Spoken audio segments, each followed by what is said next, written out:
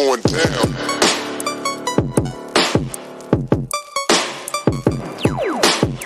It's going down, down, down, down, down. It's going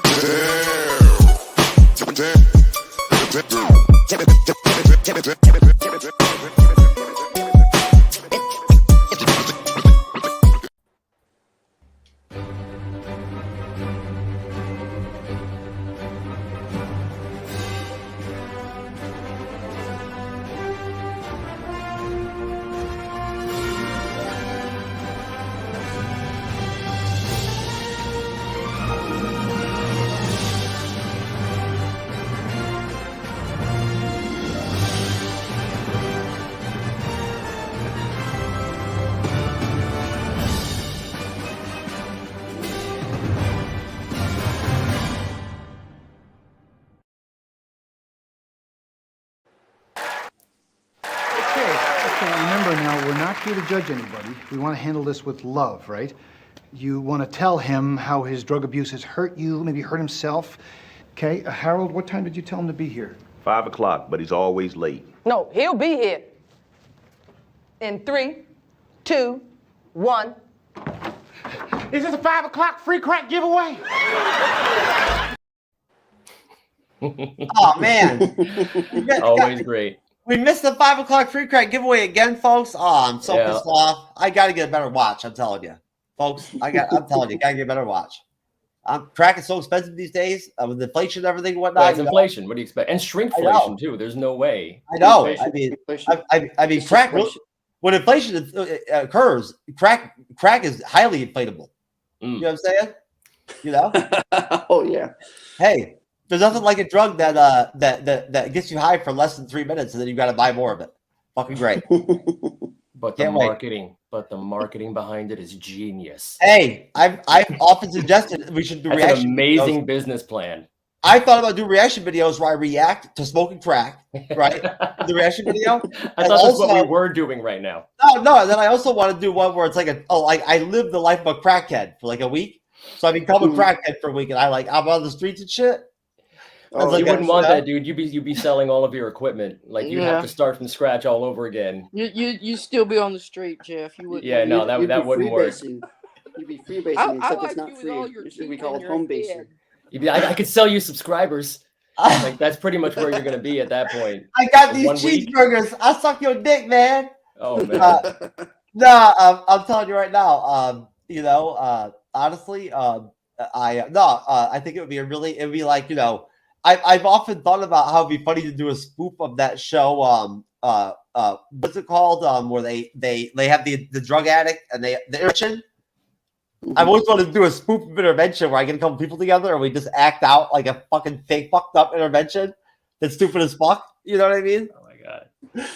You know? Like my addiction, I could be the addicted person, and my addiction would be like I'm addicted to sending dick pics to women on dating sites. Like that's my addiction. The joke would be that by the end of the intervention, everybody's a crackhead. The whole joke that was about fucking great. Sending your pictures is actually the content of the photo. All right. Well, I told you, Jeremiah. Honestly, Jeremiah, I'm thinking about starting a show called Dick Pic Logic soon. This going to be coming out soon. Logic? Dick Pic Logic. Okay. Yep. All right. Anyways, no, folks, listen. How's it going? Here I am with the guest panel, the real show.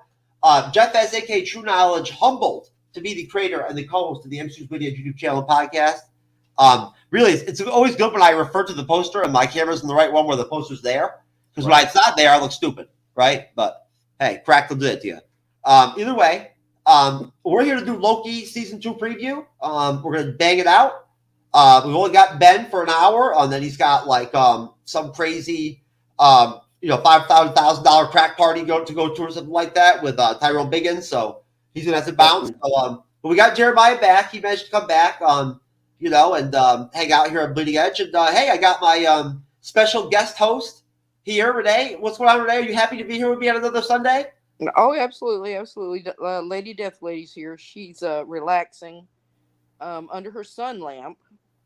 She can't go out. Yeah, she can't go outside. Last time she went out and sunbathed, she a dog took her foot off. Do you need lotion? Suntan lotion if when you're just bones and shit? No. You Okay. you don't need lotion at that point.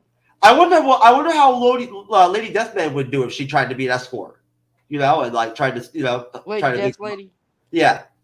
She was. How do you think she got all those fabulous clothes? Oh, there it is.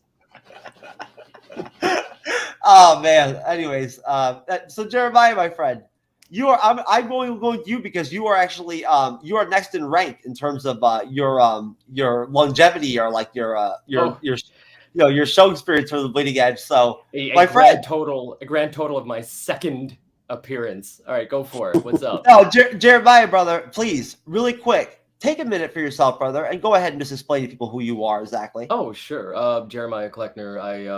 I live up here in New Jersey. Teach in New Jersey for about 18 years. I write books, short stories, long books, fiction. A lot of comments on education, public education. I'm going to show y'all where to get a hold of me later on. But I just want to kick back and enjoy talking about the things that I like to watch with people who enjoy the same things that I do. Like, that's what I'm about right now. Hey, that sounds really good to me, man. Just like, you know, I know Ben's all about the fact that he's on the bleeding edge, man, finally. You know what I'm saying? Poor Ben. He ended up, he came through on me, man. I forgot about his ass.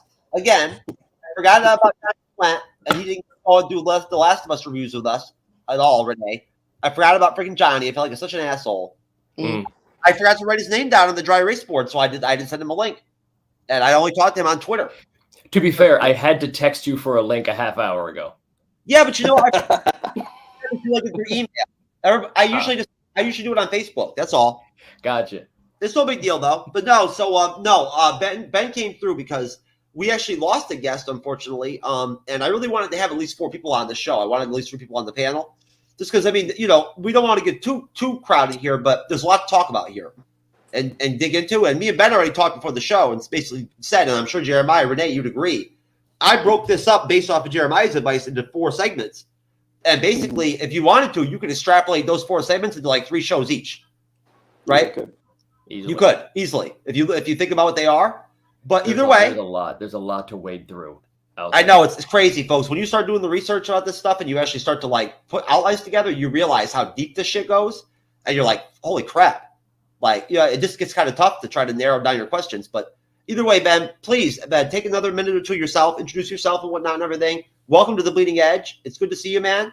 Happy to have you on. Thanks for having me on, brother. I'm Ben from Fayetteville, North Carolina. Got a wife, 3 kids. Love them all to death. I'm a comic book nerd, mainly DC. So dipping into Marvel's a little extra to me, but I do love the MCU. I've followed it since the beginning, so it's really really cool to come on and talk about Loki and break it down with some like-minded folks. So I'm really happy to be here.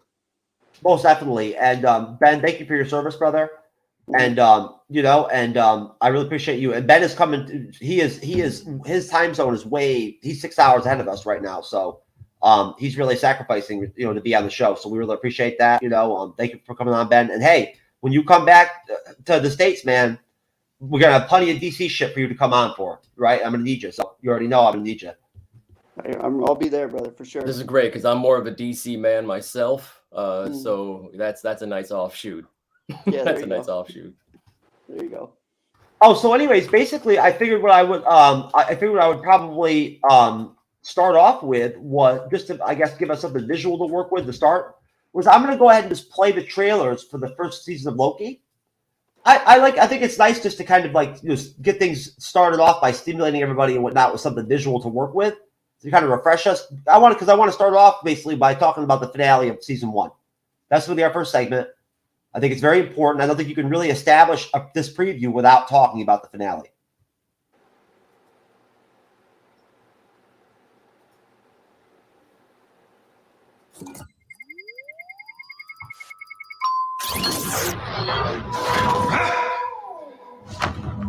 I know what this place is.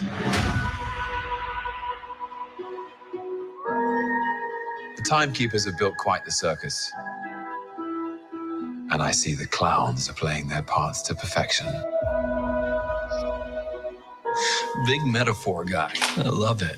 Makes you sound super smart. I am smart. I know. Okay. Okay.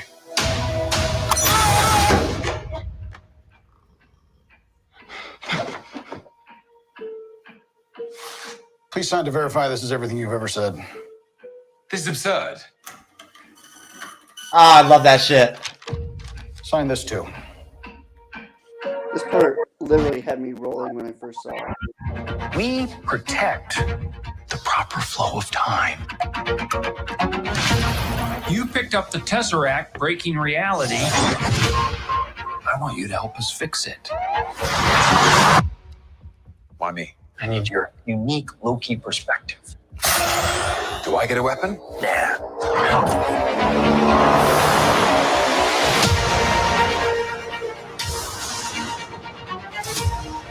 You really believe in this Loki variant?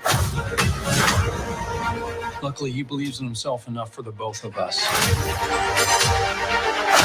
Why? It is adorable that you think you could possibly manipulate me. I'm 10 steps ahead of you. You're not big on trust, are you? You can trust me. Loki, I've studied almost every moment of your entire life. You've literally stabbed people in the back like 50 times. I'd never do it again.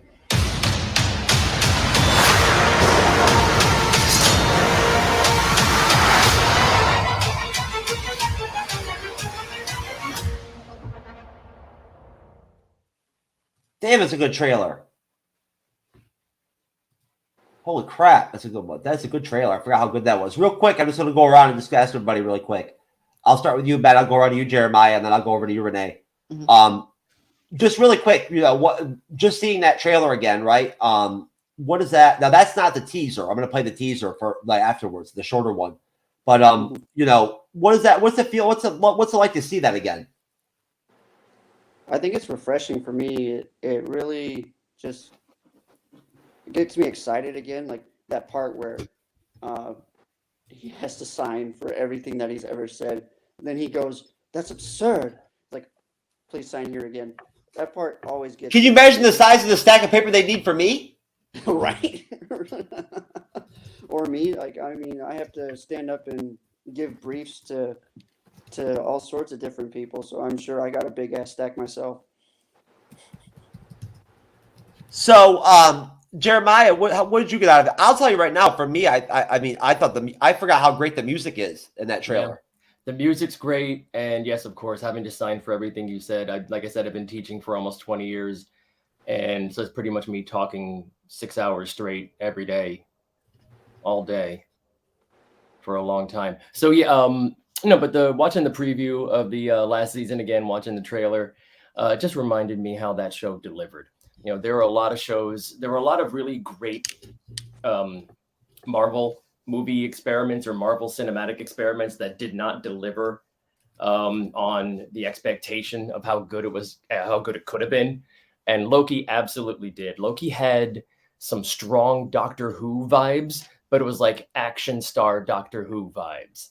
And as a fan, as a Whovian, like that, it definitely hit all the right buttons for me. It was a great show. Renee? Mm-hmm. Your thoughts on rewatching that trailer?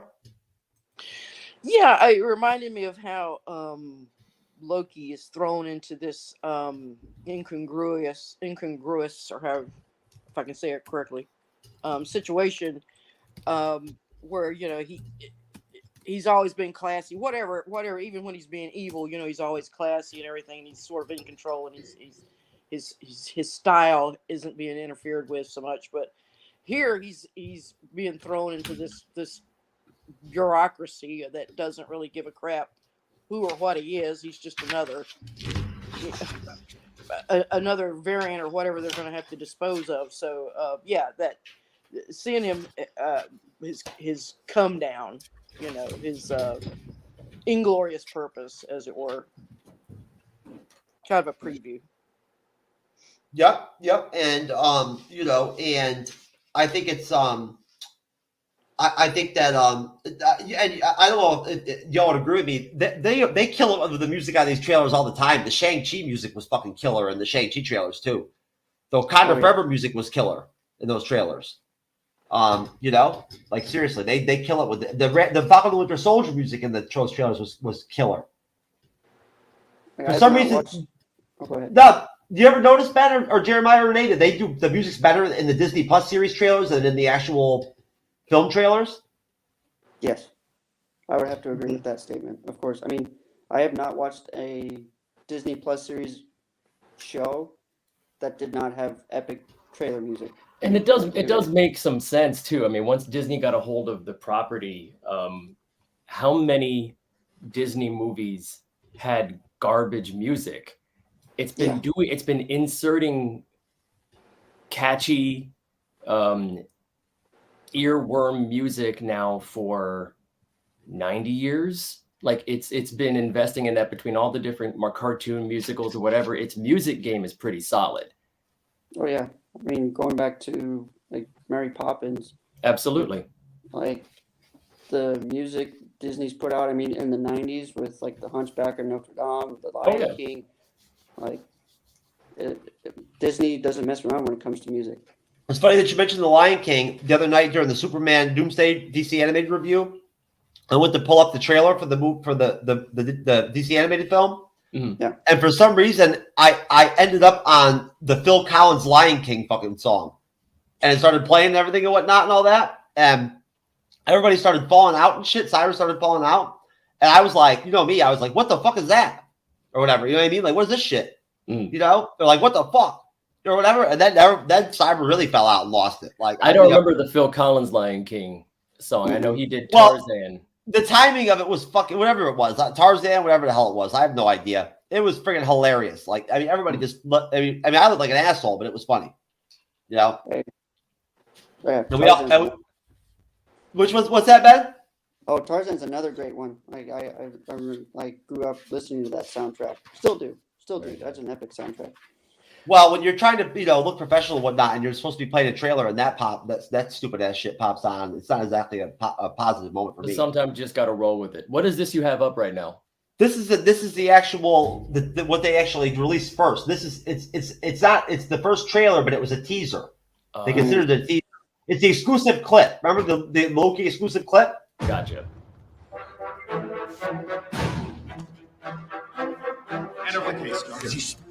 Get your hands off.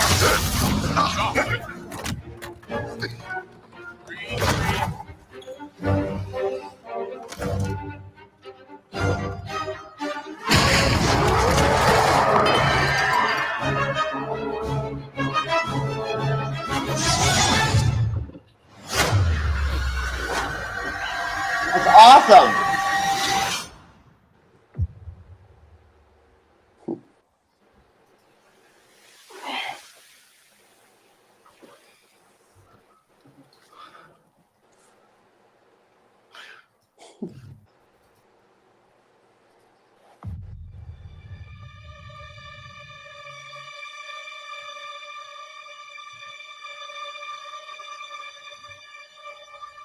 You're taking me somewhere to kill me. No, I'm taking you someplace to talk. Well, I don't like to talk. But you do like to lie, which you just did. Because we both know you love to talk. Talky.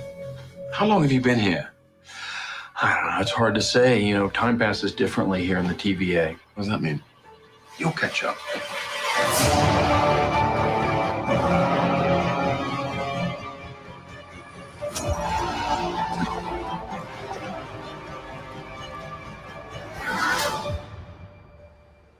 Glorious.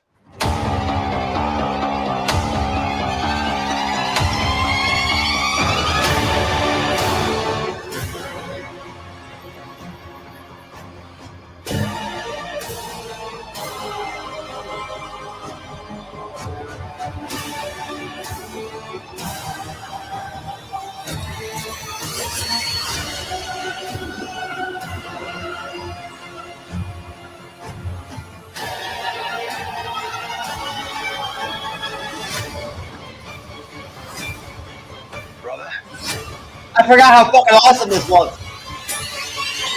You better be ready.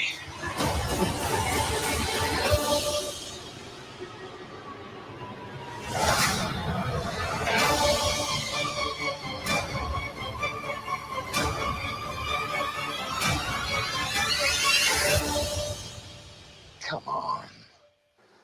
What did you expect?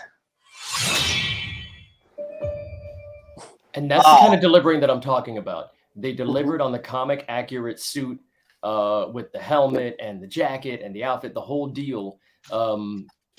They did a good job, not only telling a good story, but they hit a lot of notes for people who have been fans for a long time. All it does is just make me want to go back and rewatch Loki. It really does. Like, the more I watch the trailers, I haven't watched the trailers in a long time, and I'm just like, wow, I'm blown away because I'm seeing all these episodes through these scenes, and I'm remembering these episodes, episode by episode, and I'm like, I love these episodes.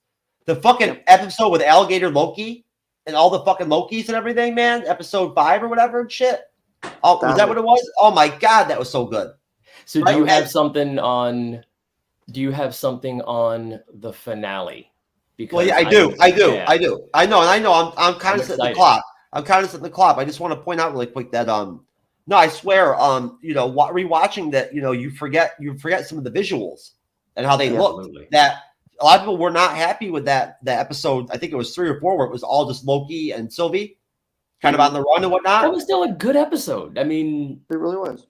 Yeah, I mean, they like set everything up. I didn't think there was a bad episode.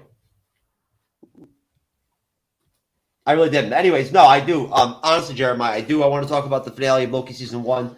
I mean, honestly, and this is the thing about doing these shows, right? Is that now look, we all know right now we could do the whole show right now and just talk about Loki season 1 right now off the cuff and just do a fucking Loki season 1 out of nowhere, fucking like out of fucking memory, off those trailers review of like of the whole fucking season, right off the cuff. And I'm all about that kind of crazy shit, right? I love it. And you know what I'm saying? Apparently other people like it too, because like I do it all the fucking time and people watch our shit.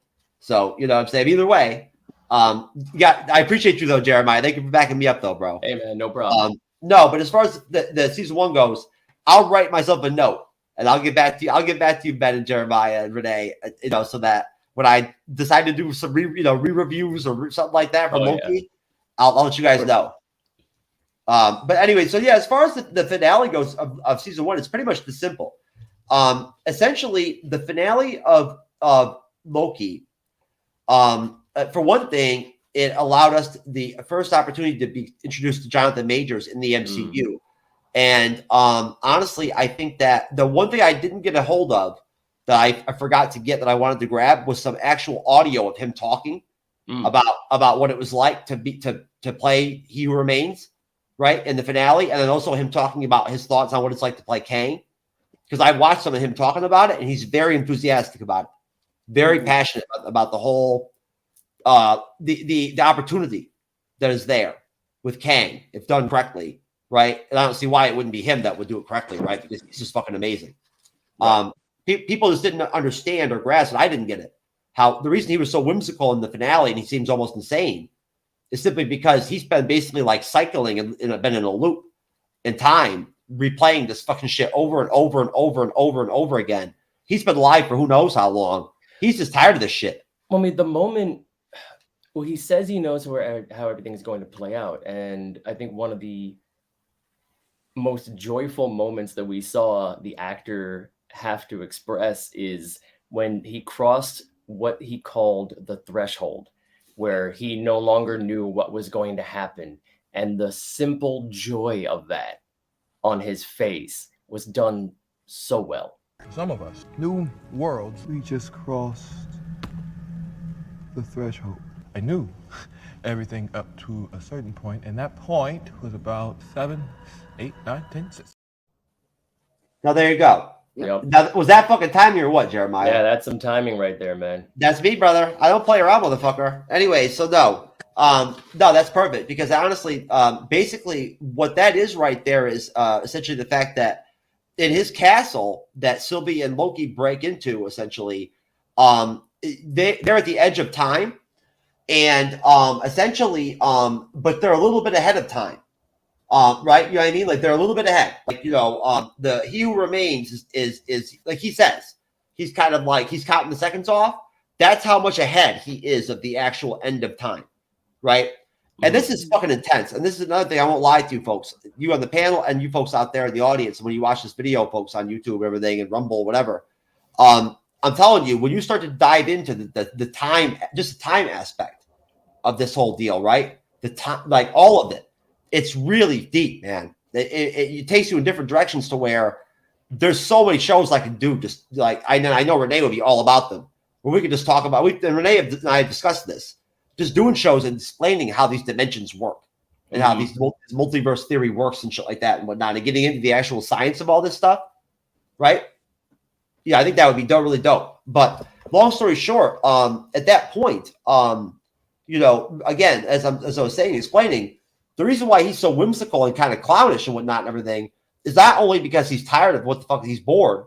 It's because he knows that essentially, by being killed by Sylvie, that will birth or rebirth Kang the Conqueror every fucking time.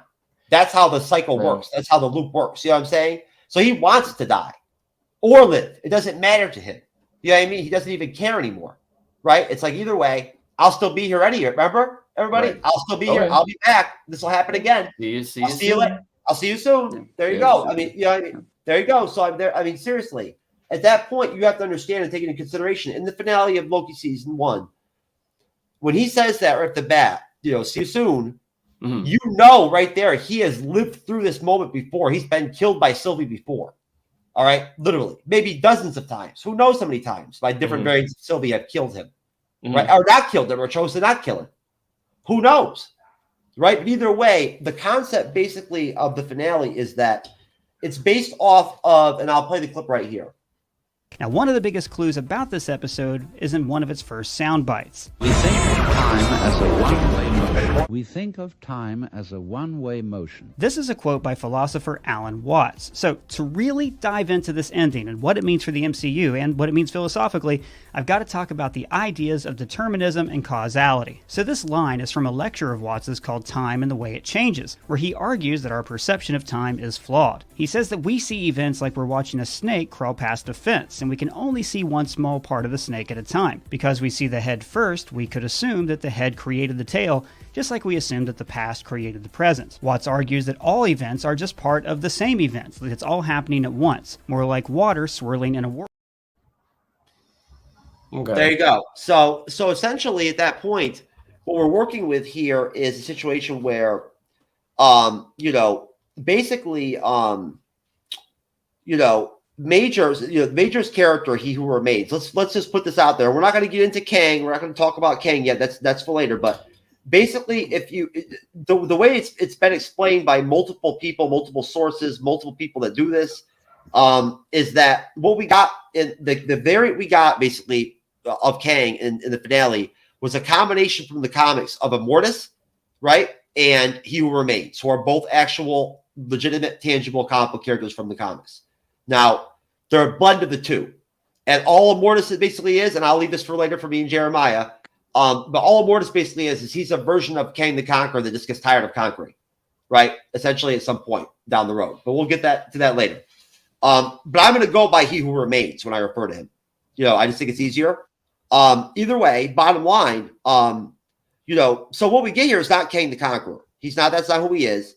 And essentially, basically, you guys heard the whole determination, causality deal and whatnot and everything, Alan Watts.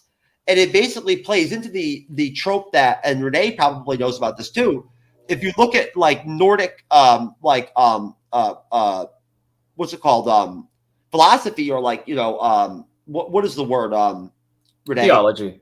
Yes. About Loki.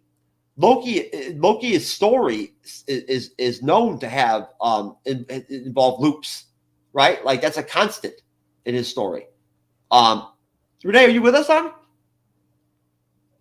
I just wanted to see if she was there or not. Okay. I'm here. Okay. All right. No problem. No. So and that's, I just want to point that out there that is part of his lore. Going back in history is that cycle, that loop.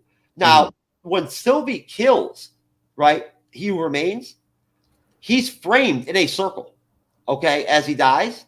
That circle itself actually literally is the symbol, anciently, of death, a birth, death, and rebirth, right?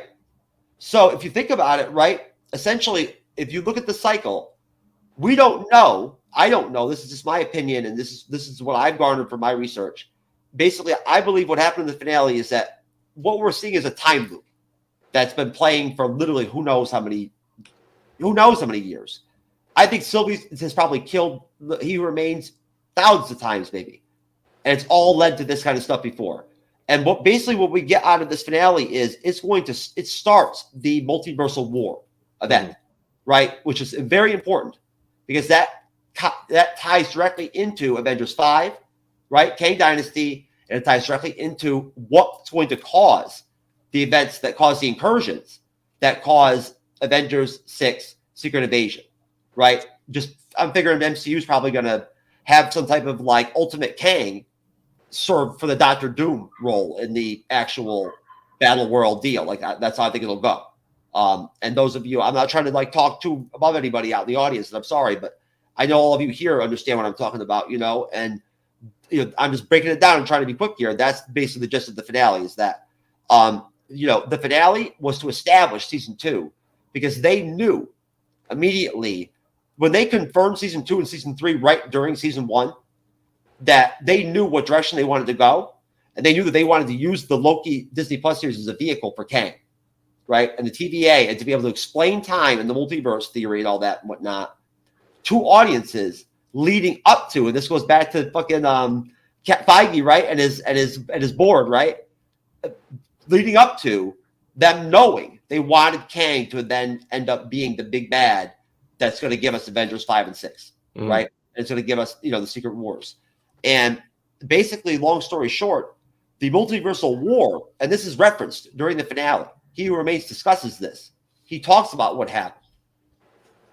Some of us, new worlds meant only one thing, new lands to be conquered. The peace between realities erupted into all-out war, each variant fighting to preserve their universe and annihilate the other. So there you go. That's the gist of it, right? That is you can't. He Who Remains cannot explain it more clearly than that. That is what the multiversal war is about. It's that simple. It's a territorial thing, right? When you're a conqueror, you defend your territory. It's that simple.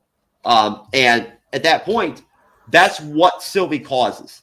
When she kills He Who Remains, she basically rebirths or births a Kang the Conqueror.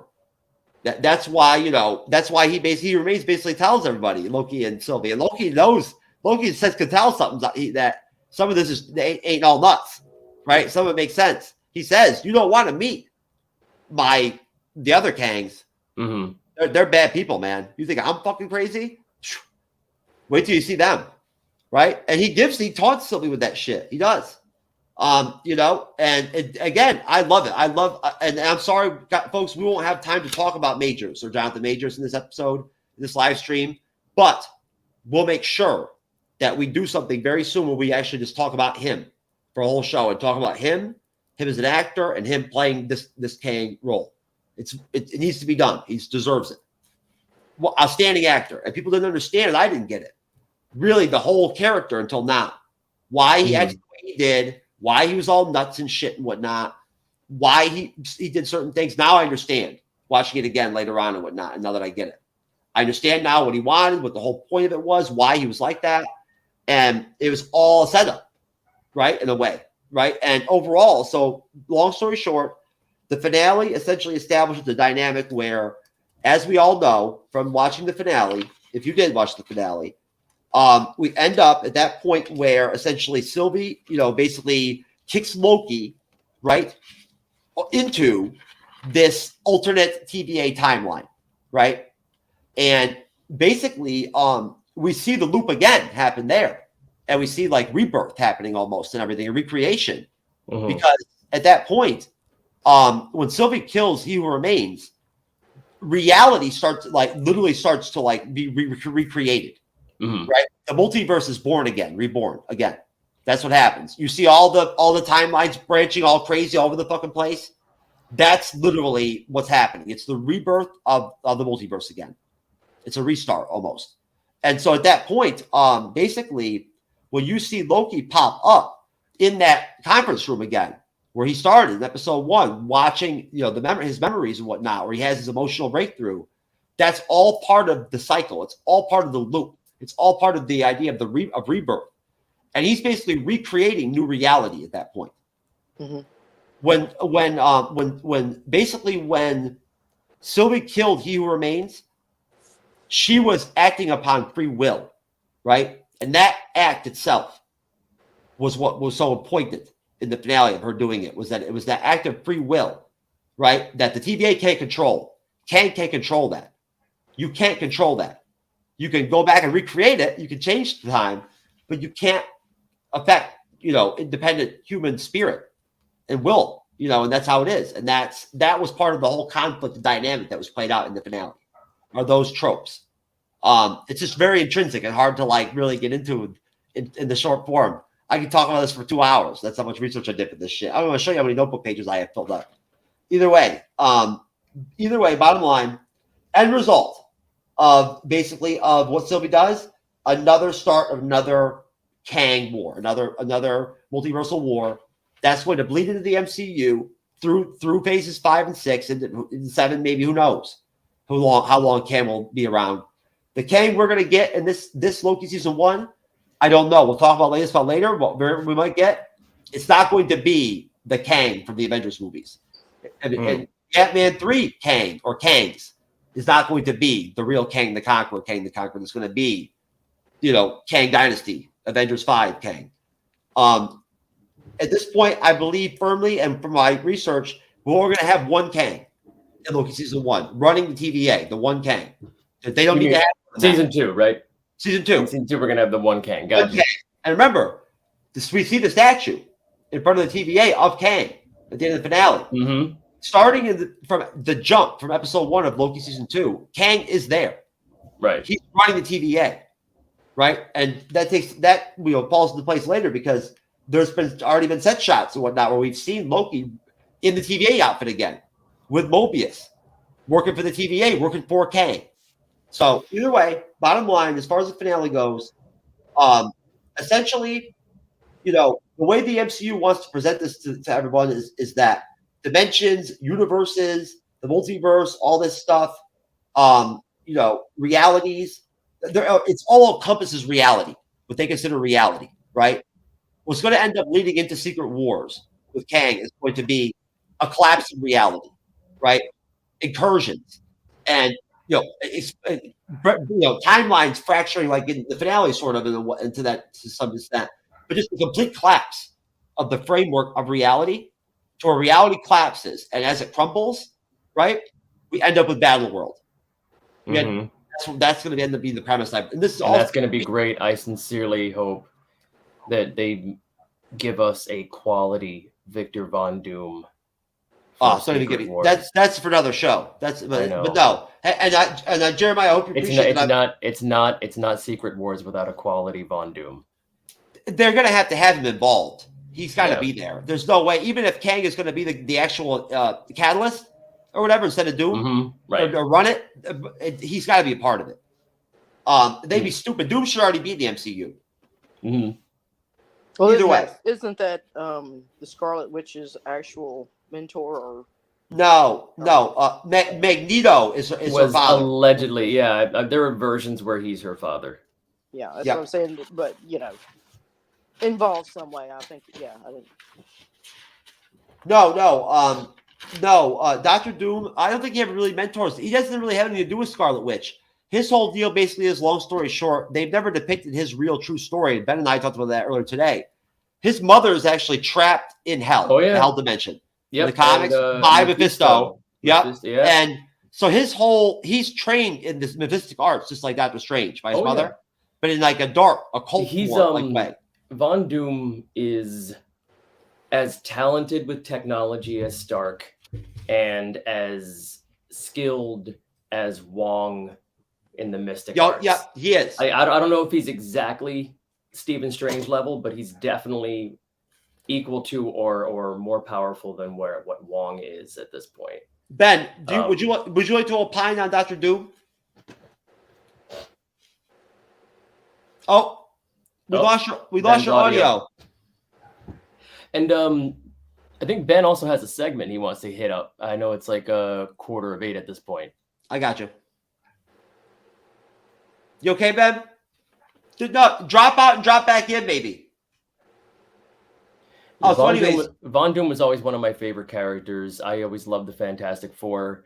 I think the Mark Waid run in the early 2000s for the Fantastic Four was just spectacular work, particularly with Doom. And I know you mentioned Secret Wars. There are two different ones. There was the early 80s, and then there was Battle World around 2015. I have the hardcover of that one.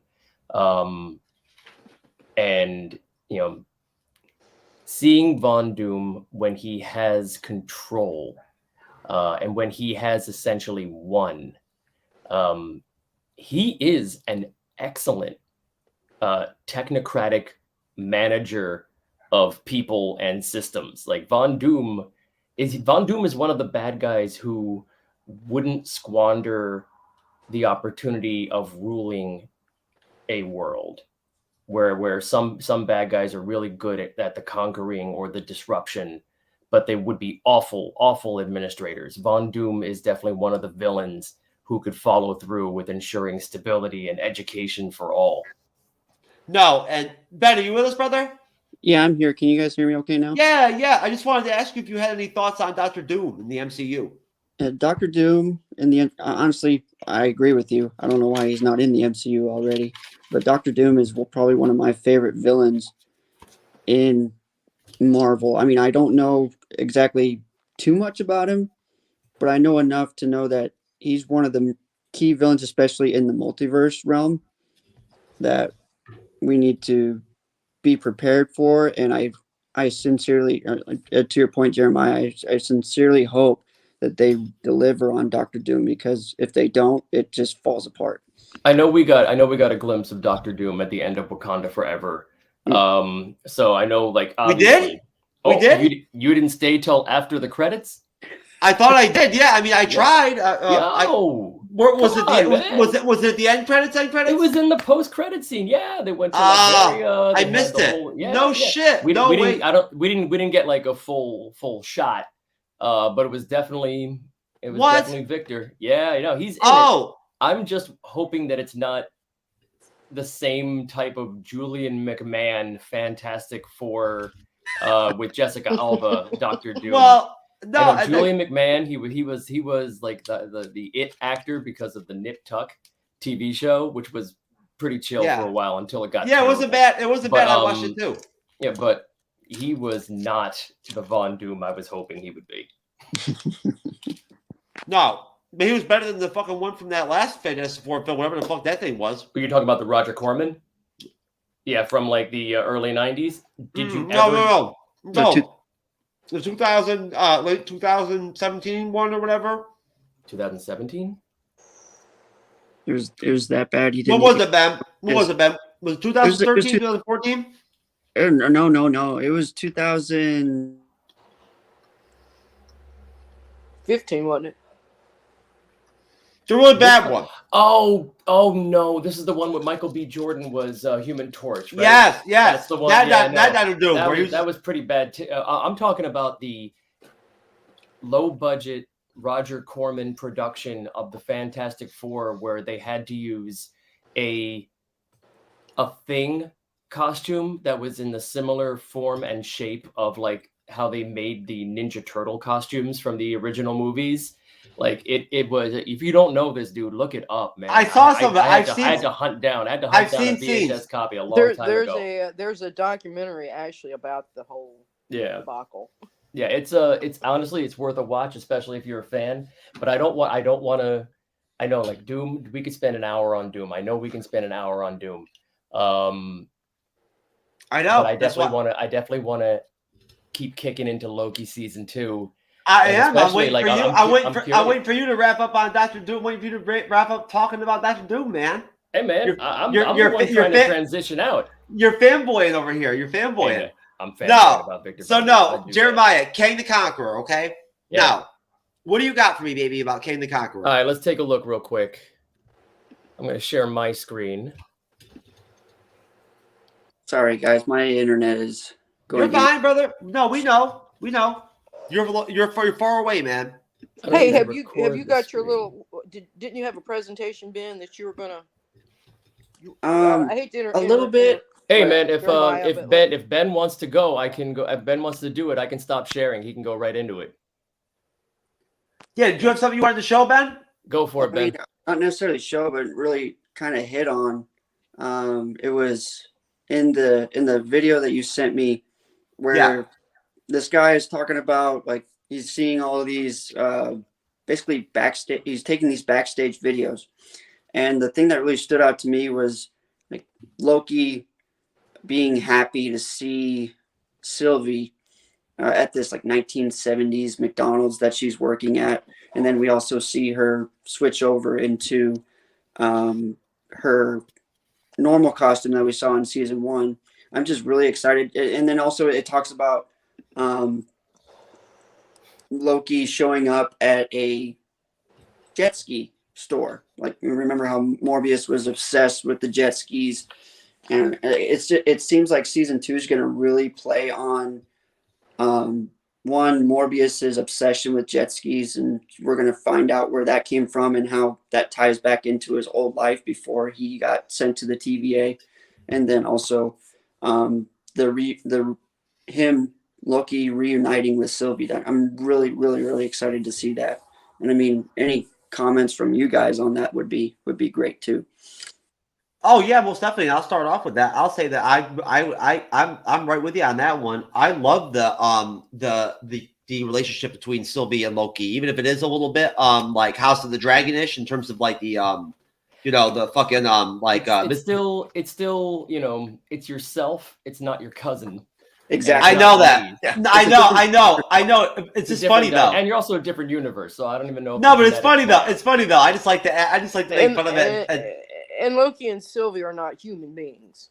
That's a good point too. And that's right. You can't really judge that. I mean, if you want to go ahead and run down the list of the Greek gods that were not very discriminating with their partners. That's true. Well, and then also you got to think too. Oh crap! I lost it. I was going to say something. It feeds on Loki's narcissism almost. Oh, absolutely, it does. It's like a huge parallel into Loki's narcissism. It's great. Absolutely. I think Loki's a pussy. If I was Loki, Sophie DiMartino is so hot. Are you kidding me? And he's so into her and everything and whatnot. It's obvious. I would have banged her already. I don't care if she's my sister or whatever, or my mother, or who gives a fuck. Of course. You know what I'm saying? Hey, I think there's something we need to maybe think about in terms of this particular Loki. Now, Loki has died, presumably, in the main timeline. Yeah, Thanos chokes him out, right? Right. Yes, and we assume at this point he's dead, Yeah. But it's Loki. Remember, it's Loki. Mm-hmm. So this Loki he's in essence, in a way, a clone of Loki. So he's not really Loki. He's another Loki. He's a separate person. He's a variant. He's the same Loki as the one Thanos killed, except he didn't have all of that emotional character growth since the New York incident. But there can't be two. There can't be the same Loki. There can't be two exact same people in the same timeline. Well, no, because that's why they flushed out the whole concept of variants. So, that's why they took him out of the timeline. If Loki Prime is guilty for the Battle of New York, we'll just say that he got his justice was done when he gave his life to save Asgard or whatever. But so that Loki's the one that's guilty of all the crimes. Is the variant Loki guilty of anything? Well, the variant Loki was picked up right after the New York incident. He was already arrested. He was guilty of all those crimes. He just didn't have enough time to feel remorse and grow as a person like the one that Thanos killed. Even so, Loki gets a hold of the Tazarac. We're assuming that he has zoomed himself to the Gobi Desert still in the same timeline that the Loki in New York and Thor, they're haggling. What are they going to do with him? Take him back to Asgard? Keep him on Earth, whatever. So when that's going on, he's also in the Gobi Desert. So I know he can bilocate. I mean, he can get 2 people, but he's not really doing that. I mean, this is 2 separate. It's not one of his magical creations. This is a separate living tissue, Asgardian, Frost Giant, wherever he is. So that's what I'm saying. So I'm just trying to say, what is this particular Loki variant's moral responsibility to the MCU Loki's crimes? Is he guilty of these crimes? Because when he makes his jump into the TVA, it's everything up to the New York incident. I would say he should be held responsible for, but anything from Thor: Dark World or Ragnarok or anything else that he did in between Thanos killing him and the New York incident. So wouldn't that be double jeopardy? But wait a minute. Now, are we talking about the U.S. legal system here, or are we talking? Well, yeah. I mean, we're still talking about right. If he's guilty of war crimes, how can he be guilty of war crimes twice? Let's say Loki variant gets back. Did we press charges against the one that Thanos killed? Yeah. Which one? He was tried. Yeah, you would never be able to. No human being on Earth would be able to believe in variants or that the possibility that this was a Loki from a different. Right. At this point, otherwise I would use that defense. I would use that defense constantly. Yeah, it's like, oh, that was my variant. No, it's my variant, dude. Like, no, For real, I made a left turn at the Wendy's. If I had variants, I could to my disposal. I wouldn't have to pay Captain Marvel's butt double all the time to sub in for me and shit. You're looking for the Jeremiah who ordered the large chicken nuggets. But he took off on Highway 9. Guys, as a serious question, how could he be guilty in both time frames? Wait a minute, both time frames? I mean, I guess I see where you're going. I can see the argument you're building. I see the argument you're building. While Loki variant is in the TVA, Loki Prime is over here doing all the Dark World crap, whatever. Yeah. And in essence, sort of his redemption story starts at that point. I mean, with Dark World, he really doesn't do any bad. I mean, other than he screws over Odin, whatever, he really doesn't do anything that horrendous. Isn't he responsible for his mother's death, basically? Yeah. Well, but also you got to think too. Oh, go ahead. Responsible, but he didn't mean to send Thor. He thought he didn't realize that Thor was with his mother at that point. So yeah, so that's when what's this dude with the pigtail? Go ahead, Ben. Well, I was thinking too. Could Loki possibly also be projecting himself in like Thor: Dark World and stuff like that, where Loki Prime is still in like TVA and all that stuff, but he's projecting himself into their situations, maybe. No, I don't think he can project to that level to where he's actually. Yeah, I don't know if they're gonna go that way. I think they're gonna go for the storytelling angle of like there was the original timeline where he got arrested after the New York incident, then comes Thor: Dark World, then comes Ragnarok, and then comes Choke Out Die, and when he made the decision in the variant case, like when he took the Tesseract and did that was one of the branches. And the intention of the TVA was anytime that there was a branch off, that Loki was supposed to be pruned. All right. Pruned, but that Loki didn't. So he got to have a different experience. So now I want to jump on, Renee's theory about like, can he be held for double jeopardy? I don't think that the original timeline Loki, outside of being locked up in Asgard for a little while, like I don't think that he was ever like had any formal charges and for that. And I don't know, man, like even the variant would be guilty of everything up to the point in which he split off.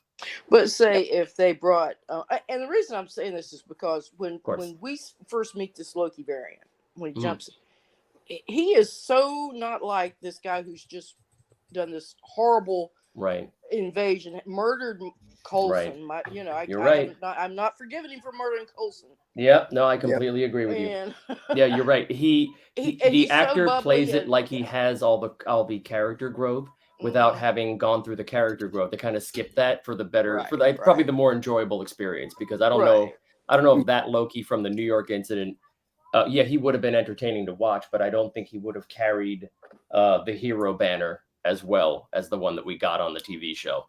That's because there's such a dichotomous difference between Loki post New York. You're 100% right. Yes. Absolutely right.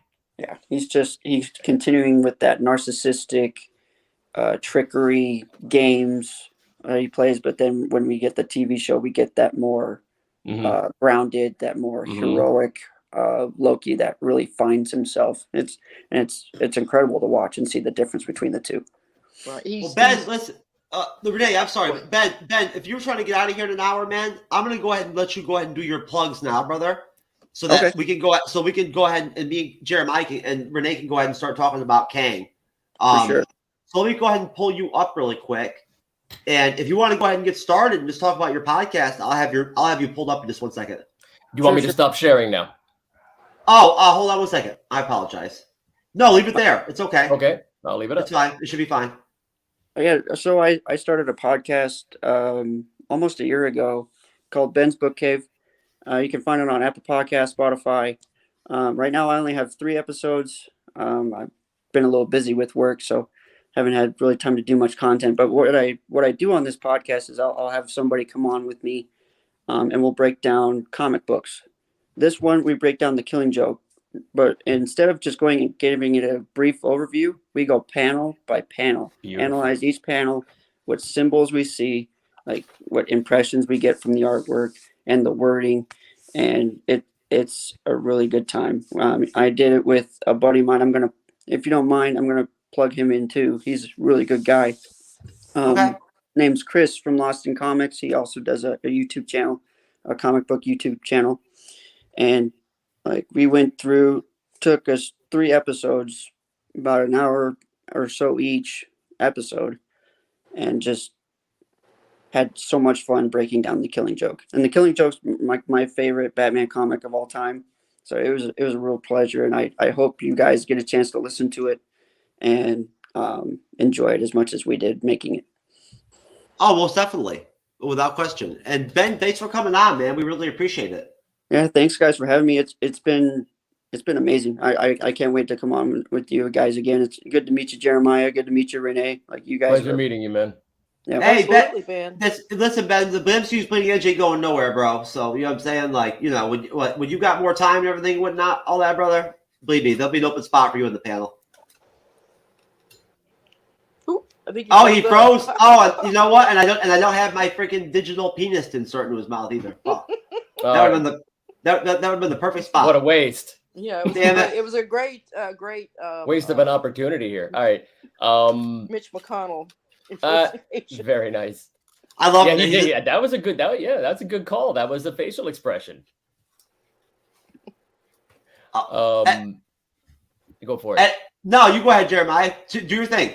All right, so here we have. I found this one graphic. I want to go ahead and lead that off, but I do want to take a moment to talk about our sponsor. Jennifer Roll is my cousin. She does my content marketing. That's her LinkedIn page along with her email contact. I highly encourage reaching out to her. She is a weapons grade professional in social media marketing, website design. The QR code right there, that's the easy way to go ahead and get to her LinkedIn page so you can find easier contacts with her, or you can just email her, rollwithcontent@gmail.com. All right, so I'm going to move on now. Kang, this is the statue that you were talking about right here at the end of season 1. From what I read on Comic Book Resources, this is from Leon Miller, an article from Leon Miller. This is from a couple days ago. The Loki Season 2 details reveal one of Kang's Marvel Comics variants, and this is exactly what you were talking about before, which Kang, the article goes into what you mentioned before, Jeff, as far as the Kang at the end of time, as well as the Kang that we're going to see. Just to give a little hint for people who don't know who Kang is. I mean, we've thrown that name out a bunch of times, but we haven't gone into any of his powers really. Known as Nathaniel Richards, he's a malevolent time-traveling villain who made his debut in comics in 1964. He is renowned for his ambition to conquer the world and his extensive knowledge of advanced technology. Kang has been a recurrent antagonist for the Avengers in the Avengers comics and has been adapted for various mediums, including television and film. And you did talk about how many Kangs there are. There is a near infinite amount, and they all they get along or they get it on. It's an old way of handling it. And which one we're going to get? Who is Inventor Kang? Loki Season 2 reportedly introducing one of the smartest Kang variants. This is an article from FanWire, Minaz Ahmed, from also a couple days ago, where they go into some rumors and speculations about the Kang variants in Loki Season 2. One variant, I'm going to read from the quote right in the center. One variant of Kang in Loki Season 2 is an inventor in the past wanting to buy stuff from people to affect the future, and Loki is trying to stop him. So here's where we have some interesting plot hooks. It's not just about the big bad guy. It's not just about the big bad guy that Loki's chasing down. There's actually going to be a chase aspect to the action, a bit of a capture the flag, where Loki may be getting hints as to what items this Kang is going to be going after, and it's a race to see who gets whatever that thing is. The word at the very bottom right, Chronopolis, is something that I've always been super excited about. I always wanted to see Kang's city, his citadel. I put a QR code onto this article because Loki Season 2, everything we know so far about the new Marvel series, I found this article to actually be the most useful when I was doing my research. And I don't want to break down every little thing and just regurgitate what the article says, but I have the QR code up there because I want to make sure that you all have an opportunity to read what I read when I was putting this together. So take a second, scan that with your phone real quick. And that's from Total Film. That's from Games Radar. All right, that's from Lauren Malisi. She does an amazing job. Well, obviously contributions from Faye Watson and Amy West, but the authors of this article did an outstanding job aggregating the information so you can get the finer details. Like, again, you're tuning in right now. I don't think you want us to go into all of the nuts and bolts of every twist and turn, but if you're really into it, you really salivate over the details, this article is really good for it. One thing that I wanted to do also here, let me get a look at this real quick. Oh, I have the Quantumania trailer. So, Jeff, would you mind terribly if I play the Quantumania trailer? Because that's coming out on February 17th, and that's going to be a lead-in real quick. We're getting a lot of Kang. Yeah, you could. I would have screen shared it for you, man. I got it right here. I got it right here. It should be. Let me know if it doesn't rock out. I want to try stuff. Let it rip. Go ahead. You're an interesting man, Scott Lang. You're an Avenger. You have a daughter, but you've lost a lot of time, like me. We can help each other with that.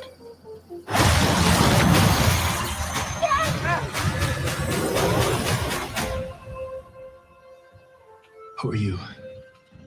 I'm the man who can give you the one thing you want.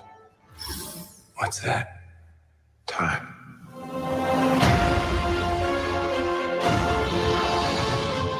I can rewrite existence. I love it. I love it. I love it. And shatter timelines. You cannot trust him. I don't care who this guy is. I just lost so much. He can give us a second chance.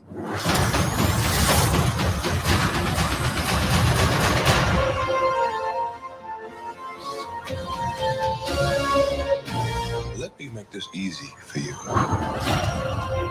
You will bring me what I need, or everything you call a life will end.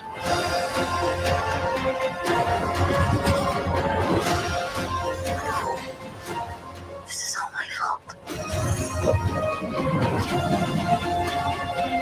You may not want her to watch this. We had a deal.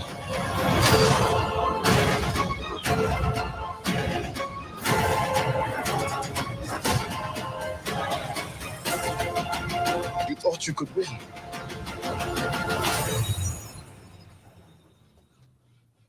to win.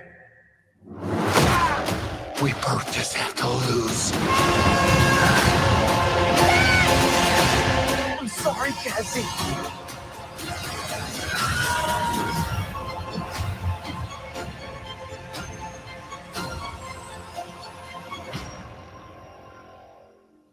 Yeah, so I'm seeing in the chat, Jeff, it didn't come out right as far as the audio. I No. wanted to at least give it a shot as far as that. Hey, you know what? I'm glad you had a chance to try it out and whatnot and everything and see how it came out, you know? And like I was saying in the private chat, that's exactly what I was having, like with my reaction videos I told you about that I botched. And I had the problem with the echo cancellation button here on StreamYard. That's the exact same distortion that I was hearing in my videos. Okay. So we'll talk a little later about making sure that doesn't happen again, because I want to make sure that I can sprinkle things in some multimedia. No, That's the only video that I have in there for right now. No, you know what, brother? Honestly, that's why I called you last night. Right. Remember? Right. I told you, no, it's okay. Hey, spectacular presentation, bro. Very well done. The trick is, like, you know, but those articles, in fact, I'm going to double back real quick just to that one, just so people can scan that if they need to while I'm jibber jabbering. But that gives us a good amount of insight into the way that this first, or maybe second Kang, but this first guy that we're going to get, how he does business. Because even though the man at the end of all things, he who remains, said that who's going to be coming next is going to be brutal, this guy still comes across as reasonable, and I don't know exactly how that plays. Like, Renee, what did you think about this when you were seeing it? Yeah, I mean, I was kind of caught up in just how well done the that particular trailer was done. But as far as Kang, and I'm kind of going to I might be skipping ahead a little bit because I did get to see the Loki trailer they showed at the Disney thing. I saw the version. You can't really see it real well because it's on an iPhone and whatever, but you can tell what's going on. So there's a particular Loki variant that's being interviewed in that clip where he says, I have been dragged through, I have seen, or something to the fact, I've seen things more horrible than you can imagine, you know? And we've seen a lot of horrible things up to this point with Loki and all of them and all the characters. So yeah, I'm wondering how the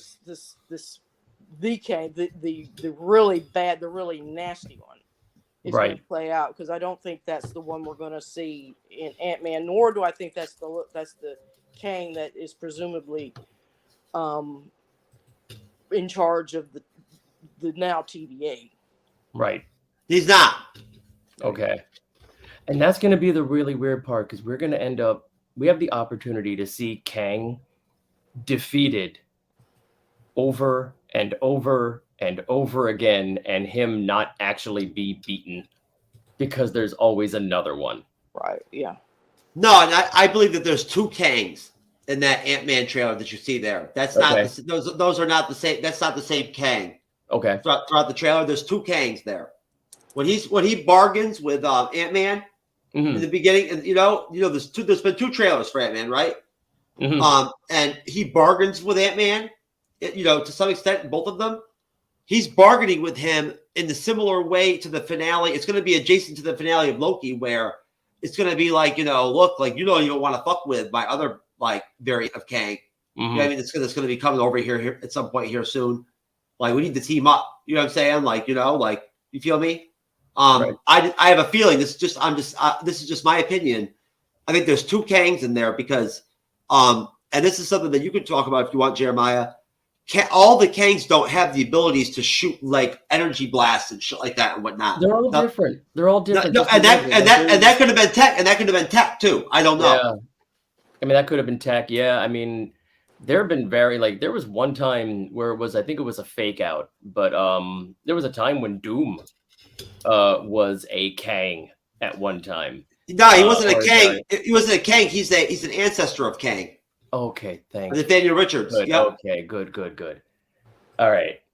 But there are so many different versions. Like, obviously, like even with just the variants of the Lokis that we saw, and the wide disparity of the makeup of the Lokis that we saw, the alligator, the old man in the classic costume. Expect that kind of variation for Kang as well. Most definitely, because we're talking about what are we talking about here? We're talking about Rama Tut. Mhm. We're gonna get Rama Tut at some point. There's no way we're not gonna get him. It's gonna happen. They're gonna. I don't know how they'll do it, but they'll have him in there. I know we're gonna probably get Scarlet Centurion. Mm-hmm. Those of you that know anything about the comics know these names. Mhm. Victor Timely, Iron Lad. We're gonna get the Young Avengers. We're gonna get Iron Lad. Nice, right? But he's just gonna be a good Kang. Now, Renee, do you know that there is a Kang variant that's actually good? Well, yeah. I mean, I don't know that much about the Kangs. I know, you know, the basic premise of it, but yeah. I mean, why not? You know? No, he's actually he's a number of them. So yeah, he's the leader of the Young Avengers team in the comics, and he actually is like an Iron Man type character. Like he has like a suit of armor that's similar to Iron Man. I think he gets it from Dr. Doom, right, Jeremiah? Doesn't he? I'm not sure exactly with that one. Yeah, I'm not sure yeah. He steals it from Dr. Doom. That's how he gets it. His armor, Iron Lad. Okay. He does. He steals it from Dr. Doom. Yep. There's a lot of connections between Kang and Dr. Doom. That's a flex. That's a flex right there. If you can steal from Doom. That's right, and that's where the tie-in's going to be with Secret Wars. Is they're going to come up with some kind of connection and whatnot with the two characters, the two villains. Mm-hmm. That's how they're going to flush them both out and put them both as a part of it. Right. And you know Marvel can make that work. Right? Of course. They know how to do it. They figured out how to blend this shit together with the comics and whatnot and the storylines and flush out cinematically something fucking good for us. Once or twice, right? Right. Absolutely. I'd say so. They've been pretty damn good to us as far as I'm concerned. Any other Loki season 2 rumors? Well, yeah. There was a rumor that I might actually get to do my Mutant Power Awakening threesome with Jean Grey, Cyclops, and Rogue during one of the episodes as like a mid-credit scene, but it's only a rumor. 2 telepaths and an energy vampire that will kill you when she touches you. That's right. You are not picking. They decided right to save partners. it. They decided to save it for the X-Men 97. They're gonna make me animated so I can fuck the animated versions of them. Oh, good. that's going to be the premiere at our porn drive-in. Yeah, There that'll be showing. But my extremely tiny penis that's left over from when She-Hulk episode 7 gave me permanent erectile dysfunction. There you go. There it is. Right? You have to use your Tuscan stick. Yeah, there it is. Oh man, my stick from my stick from my days in Tatooine, baby. That's a conversation for another day, Jeremiah. Another life. Oh, I'm sure. I have no doubt. No. All I'm going to say is that no. I want to point out too that Reed Richards, of course, is also an ancestor of a real ancestor of Daniel Richards. Dr. Van Doom is an alleged ancestor of Victor Von Doom. Yes, and that's all I'm going to say about it. No. Why don't we move on and get into the actual I'll tell you what. Let's save the actual I guess officially what we know for the season, the storyline, and do what you want to do, Jeremiah, and you're really super stoked to do about talk about that, like the secondary character opportunities or potential. We might have some new characters in the series, and that one specific might be one that a certain actor that you really like might be playing. Yeah. Well, not so much an actor that I like. I'm just talking about an opportunity. Well, first of all, let me go ahead and be shameless again. This is a QR code to take you to my link tree. There you can find my socials and links to the different books that I've written on Amazon. Also available on Audible because I do have audiobooks. Take a minute, scan that, go ahead and get in, take a look around. Let me know if you like what you see.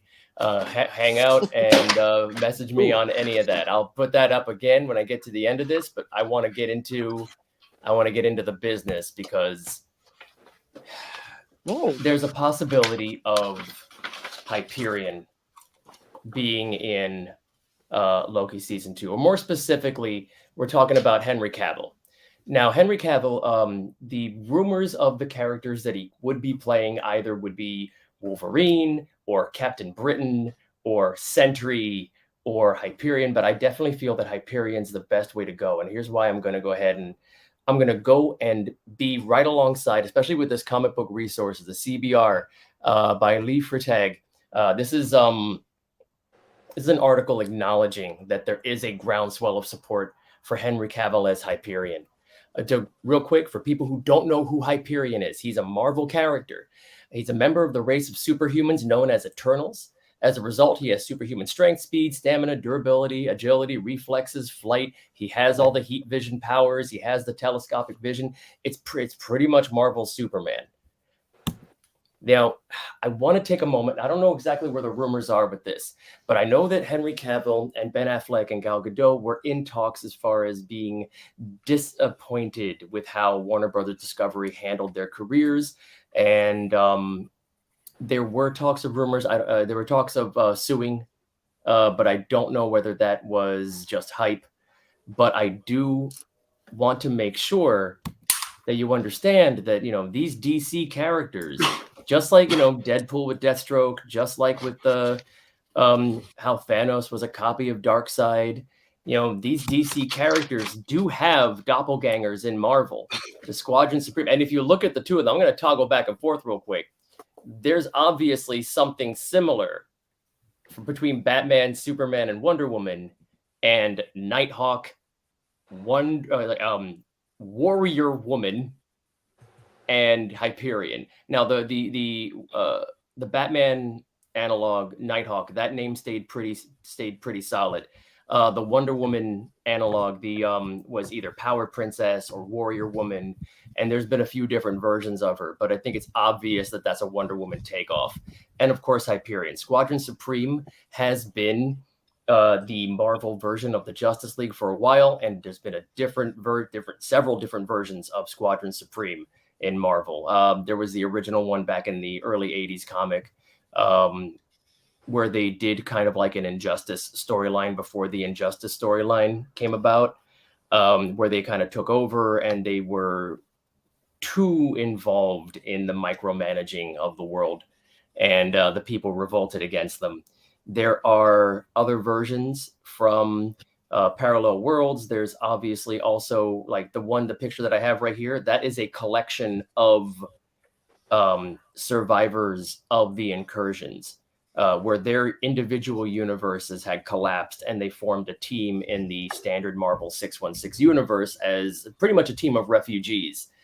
But if we can't, and here's what I'm saying, if we can't get all three of these people, and there is no rumor for Ben Affleck jumping, there's no rumor for Gal Gadot jumping, it's just Henry Cavill. But if you need to, you can see that there are versions of Hyperion that look quite clearly like Henry Cavill. So now I want to go ahead and explain why I'm down with Hyperion specifically, as opposed to him being Wolverine or him being Sentry.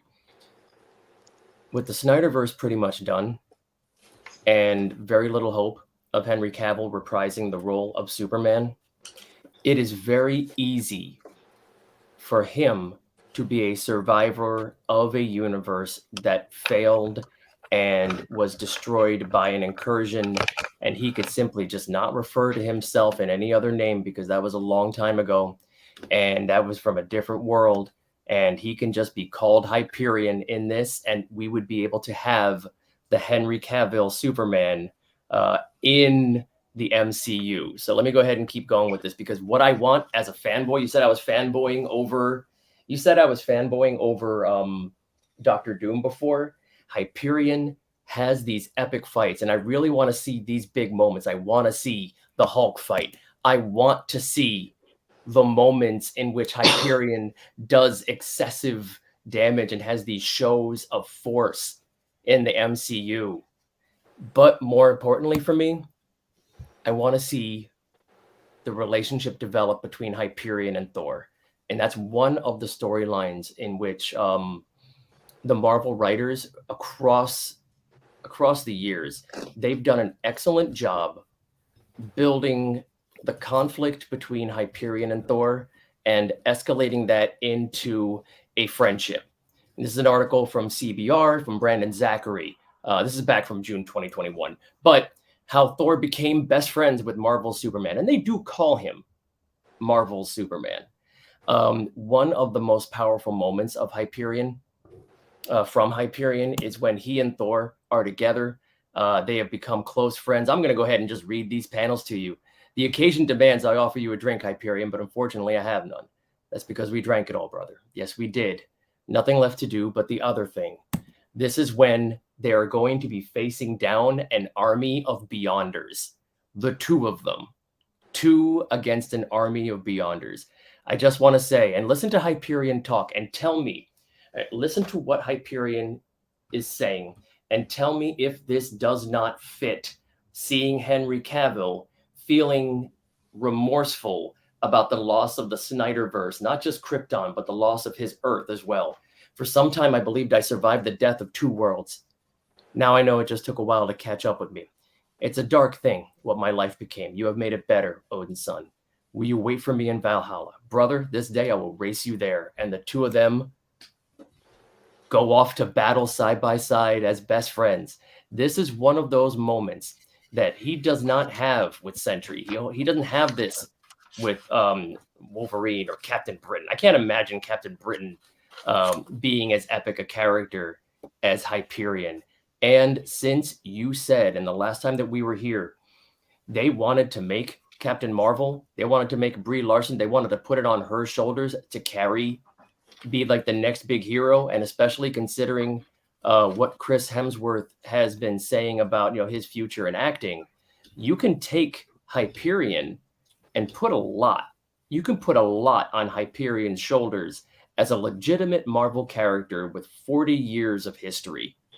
And you can take that character and really push it forward. And you can do the type of thing with Hyperion that DC has repeatedly failed to do in their cinematic universe. And that's make Superman interesting again. All right. So here, I'm going to leave it right there with that. That's 2 different versions of Henry Cavill mocked up as Hyperion. So I'm going to leave it on that right there. When I throw it back to the 2 of you, I want to ask, what are your thoughts? Go ahead, Renee.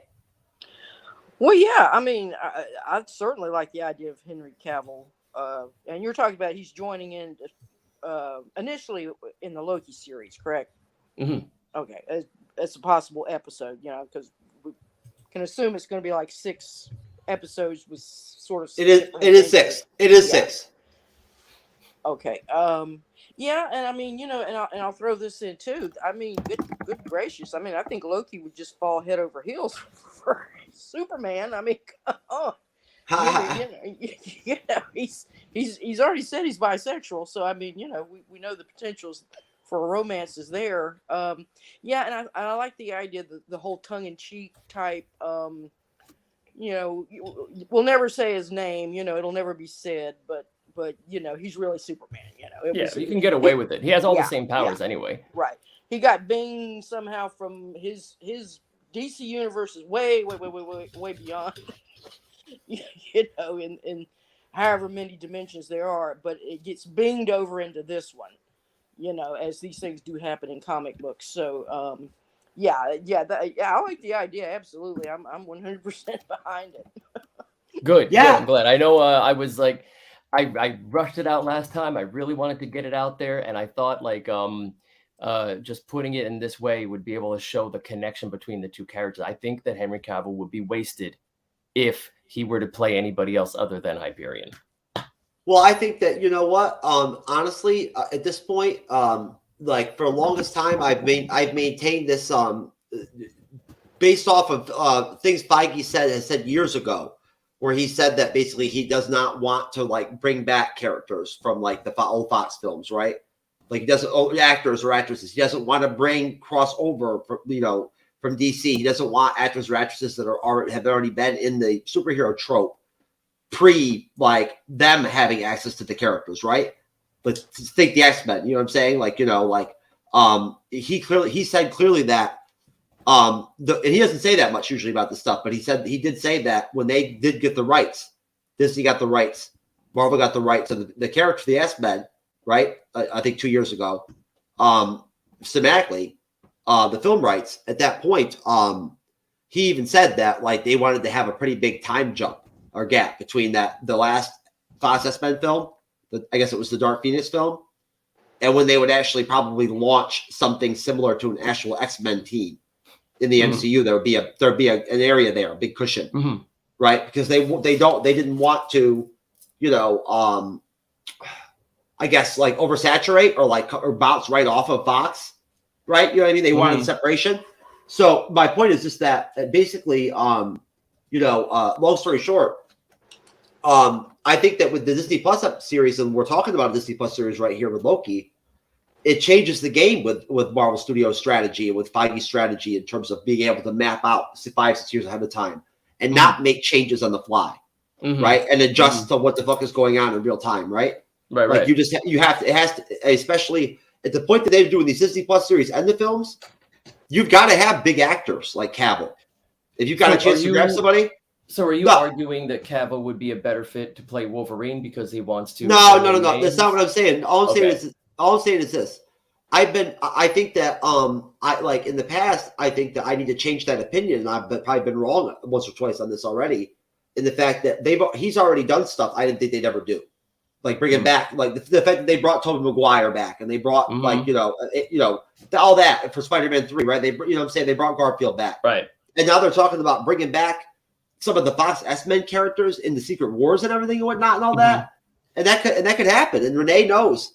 I poo-pooed a guy that came on one time and talked about it, right, and everything. And I looked it up myself. It tangibly could happen. Like it's a tangible thing that they've actually reached out to these actors and actresses. Cool. Maguire again, Garfield again. You know what I mean? For all of them to come back in Secret Wars and play some version of them. Oh, that could be fun. No, so I mean, you know what? I feel like an asshole. I do, because I was a dick to this guy, and he was right. You know what I'm saying? Like, so I'm wrong sometimes. So you know what? As far as Cavill goes, I mean, look, I've been looking myself. There's really no other. There's no characters that have been rumored tangibly, other than Empyrean as Cavill, that we know of, that we can even name. All we know are the actors and actresses that are, I guess you could say, new to the series, and their names, but we don't know what their roles are even going to be, or what characters they're going to play. Right. And this we will be talking about. So basically, there's going to be essentially the whole cast is going to be coming back for the most part, and then you're going to be even Eugene. Is going to be back. Except he's going to be a hunter now, right? Okay. Like in this new TVA, he's a hunter. So basically, there's going to be, I think, like 2 or 3 different actors or actresses. One of them's name is Ki Hoi Kwan. I don't know how to pronounce that. I apologize, folks, for butchering this. Unnamed TVA employee. There's another young woman. I believe her name is Jennifer. I'm trying to go off my memory.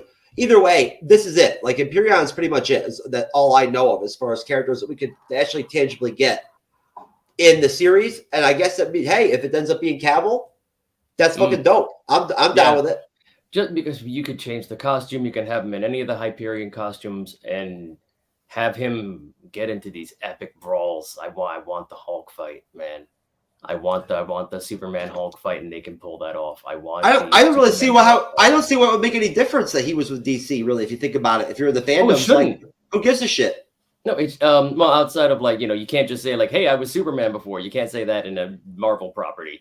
But it's like you can just say I don't want to talk about it and let the fans go ahead and just assume. Or you can just grow back that fucking mustache again for he does a period.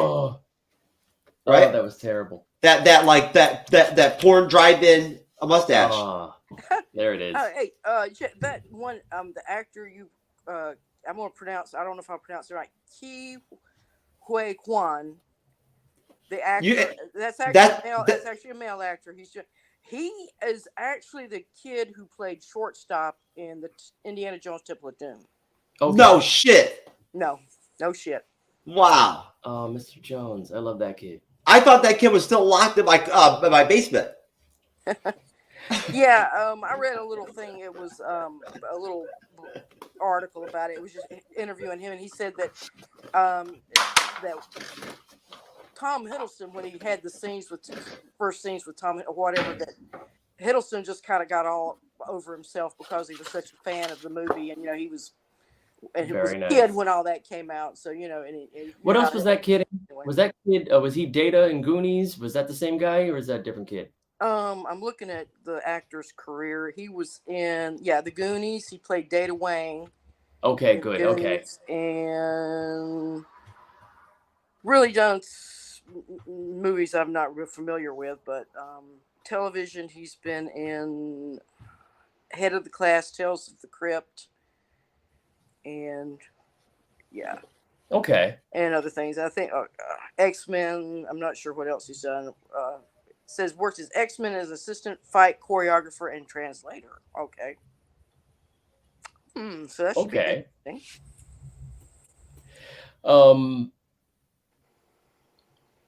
So that was pretty much my pitch, and we were talking about Cavill right now. Yeah, I know, no. like, you know, I was chomping at the bit for that for a while. No.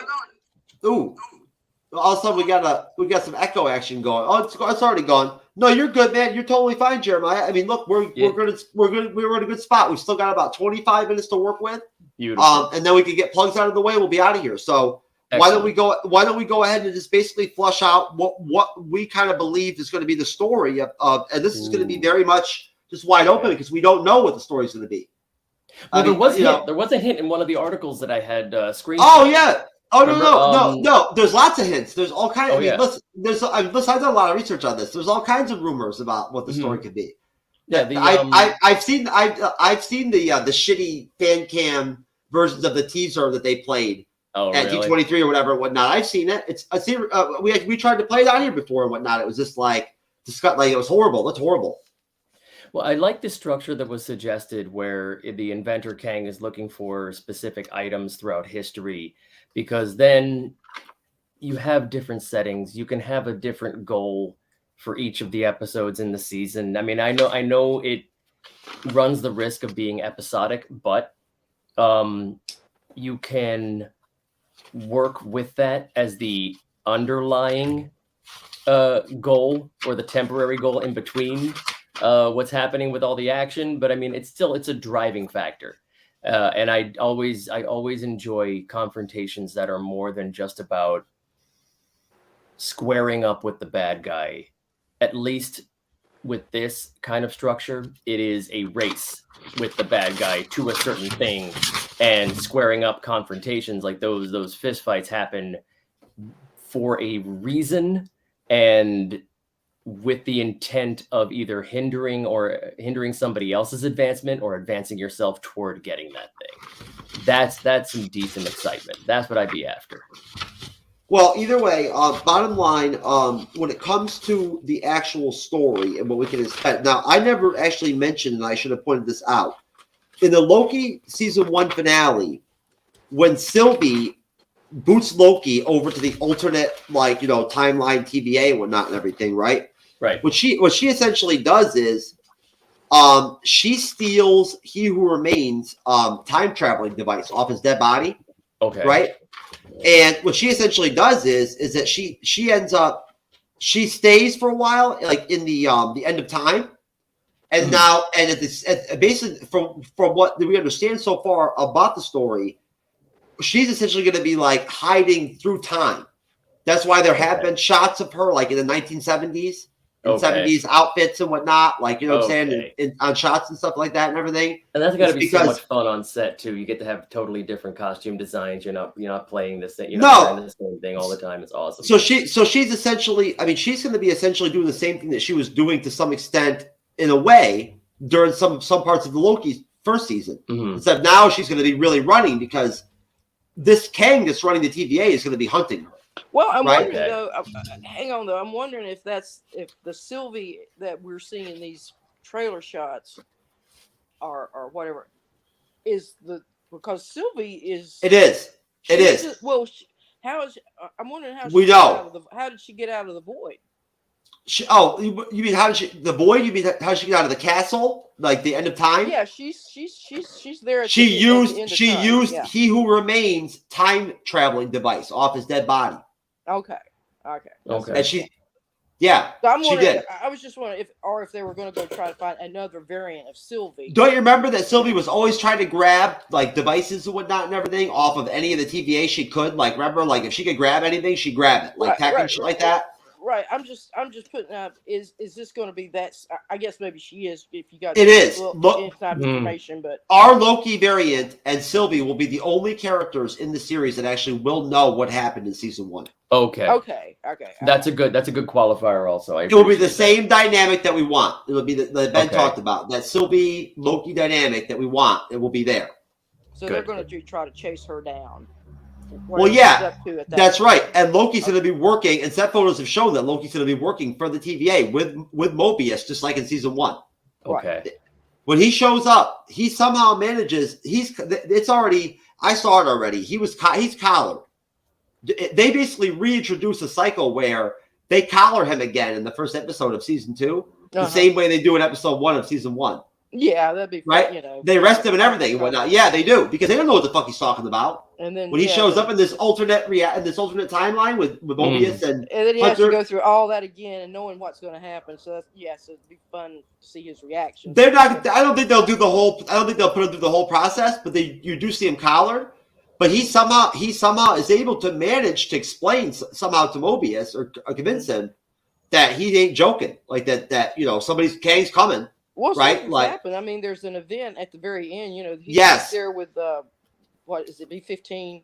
that's And all then- of the. yeah. That's all of the timelines branching out, like Right. exploding into different branches and whatnot. Yep. And the multiversal reset or whatever. You know what I'm saying? And that's what's happening.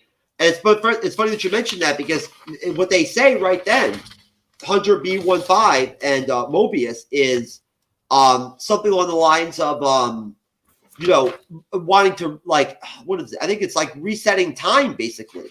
He says something along the lines of like she says Hunter B15 says something like, does he want us to just let them branch? Right? Like, you know what I'm saying? Like, so right there, she says he, right? Oh yeah, Like, no, there's definitely somebody in charge. Like that one picture that I had up, the last shot from the end of the first season, that statue you were talking about from an hour and a half ago. He's there and he's running that business. No, Kang is there. He's running the TVA. Loki's working for Kang during the season, basically, right? Like he's taking orders from Kang with Mobius, whoever they're doing. He's wearing the TVA shit. And at that point, I'm assuming he basically must be trying to just figure out who the hell is this Kang. Like, is this guy really? Because Loki don't trust nobody anyway. Right? So go ahead, Jeremiah. I have a question. Renee, out of everything that we talked about so far for Loki season 2, what are you most looking forward to? Well, it could be a couple things. Yeah, one thing that I sort of, and this kind of goes back to so much of what the MCU does, is this idea of redemption, of the redemption arc. You know, we saw it really sort of kicked off with Tony Stark, you know, being the reformation of his character to become Iron Man and to make Iron Man even more than what he, you know, transcend Iron Man and himself. Of course, that was the end of that. And then, so with Loki season 1, we see this same shot of him lying out in the desert, you know, almost, you know, seen for, you know, rocks and background and everything, dirt and everything piled up. So it sort of makes me think that here we have this redemption arc that ran all the way through the first phases with the Tony Stark character. And Tony Stark, Iron Man, Robert Downey Jr. was the anchor. I mean, he was the anchor for all those movies, whether he was in them or not. Right. In some way, somehow, he was the anchor. You're right about that. And so I'm wondering if that's what they're planning on doing with Hiddleston in some way. And you could put that on Hiddleston. He's a talented enough guy that I think that he can definitely be the anchor for this. And if what Jeff said was right, that they're going to base the next couple of phases off of the Loki seasons, it's pretty clear that they're going to put that on his back. And it makes sense, wouldn't it, Jeremiah, that season 3 will Yeah. be pivotal. It'll be the same thing. It'll be another stepping stone into some other, like, you know what I'm saying? It'll be the same thing. Why would they have confirmed that? Why would they have gone ahead and greenlit both those second and third seasons during the first season the way they did? Oh, I thought it was because that season or that show was so much better than a lot of the other shows that they put out. It's that and the fact that they're using this Loki character and this entire situation. It's perfectly crafted to fit the narrative and the trope that they're trying to go with. That they want to go the direction they want to go. So then, wait a minute. Is this show better than a lot of the other shows they put out because they are invested in it long term for long term planning? And see, that's important, Jeremiah. I think it's so. Yeah. Yeah. No, it's important to mention though. His star power for one thing. We do have new people making the show now. We do. Michael Waldron's an executive producer now. He didn't write this season. Okay. He wrote the first one. Kate Herron's out. She said she decided she was only going to do one season. So she told them that flat out. Which is kind of crazy that she did that. But personally, I think that's nuts. But she said she only wanted to do one season. That's all she wanted to do. So she's out. There's 2 new directors. I forget their names. I haven't picked up over here. I'll pull up in a minute. There's 2 directors that are directing the episodes of the. So we have a whole new team here. We have new writers, probably. I mean, you know what I'm saying? So I mean, we've got made some major changes here in the backgrounds, right? Now, at that point, I think that's important to just point out because that does affect. Yeah, you're right. There might be some style or delivery differences. Right? Yeah. And then there's also the fact that there's going to be the pressure to want to use this as a vehicle, like they want to do. They want to use it as something that can be right. And it's also their first Disney Plus series they're doing a second season of with recurring characters. One thing though, Tom Hiddleston's an executive producer of this. Yes, so he's invested into it. I don't think he would be committed to doing this if and you know he's basically, you know, I mean, he could have a movie career or TV career or go back on stage or whatever. He's basically committing a lot of his time to this going forward. So I don't think, you know, he wouldn't be doing that if he wouldn't have some say in how they're going to do this. I think there'll be continuity to it. You know, if they got some of the same people, the same showrunners or whatever, they know what they're going to do, and if they're the top of the line, he deserves to be rewarded. He deserves to be rewarded for the time he's put in. You know what I'm saying? He's done an excellent job. He's been a highlight of a lot of the movies that he's in. And he's a booster of Marvel also. Here, Renee. You're gonna like this, Renee. I'm gonna go right to you on this. You're gonna like this. It's about Loki. Okay. All right. Final question. All right, to wrap this up. Totally different shit. I'm gonna throw a curveball here. I think Loki as the villain of the first Avengers film is so underrated, and people have he's undervalued now because of the heights of Endgame, Thanos and whatnot, and everything. Right, Infinity War. People forget that Tom Hiddleston played Loki as the Loki of the fucking first villain in the first Avengers film ever fucking made. Okay, the film that I watched, we all watched, and we're like, holy fuck, are you serious? Like, are you kidding me? They made this? Like, this works? Like, that's what I was thinking watching it. I can remember. One thing I can remember about my old life is that I remember watching that shit. I didn't get to watch it in the theater, unfortunately. I was not smart enough to go do that, stupidly. I was so busy with work and my kids. I was like, whatever. So either my kids were little then. Either way, bottom line, I didn't get to see it in the theater. I wish they would go back and just have another night, some night where they would play it one night so I could go watch it. But bottom line, he was the villain of that film. Like, I mean, that was a big fucking role. And I just want to put it out there. I'll start with you, Renee, and then I'll go to you, Jeremiah. Expound off that in whatever way you want. Well, yeah, he was a huge villain, and here's one of my theories. I think that the Loki Prime, we'll call him the dead Loki, is not dead. I think it was he yet again, you know, because we get a little hint from classic Loki, where he's telling sort of the same story, where he's there at that same scene, but he used his powers to disguise himself as a piece of debris, and then he went on from there, and then eventually got caught and sent to the TVA. What if that Loki Prime also does this? and hides himself, so that he's going to come back again as a really villainous, for whatever reason. He's going to do it right this time. And, you know, there's that little scene where Mobius is taunting Loki variant, well, what are you going to do? You take over the Earth? You want to be king of Earth? You want to be king of the universe? And when he says something like that, Loki you sort of see his eyes sort of perk, saying, yeah, well, that's an idea. So, the potential to be that is there in that character. So this is just a wild theory I'm putting out there, but I do think that if they would put one of the villains some way down the line in the Avengers, out of nowhere, here comes. They're going to bring all, and it's going to be Loki is going to be the villain once again. No, Renee, they're going to have the good Loki in the back. We'll also have the good Loki also, so there'll be the good and the bad Loki. Renee, they're going to bring Ultron back. Oh yeah. They are. They're going to do it. I'm telling you. It's been heavily rumored recently, and I think it's going to happen. I do. They'd be stupid to not do it. And in the series, and I'll let Jeremiah talk because I know he's got to get out of here. Where he talks about oh shit! Now I'm having a senior moment. It just went right out of my head. Go ahead. I'm sorry. Go ahead, Jeremiah. Hey, no sweat.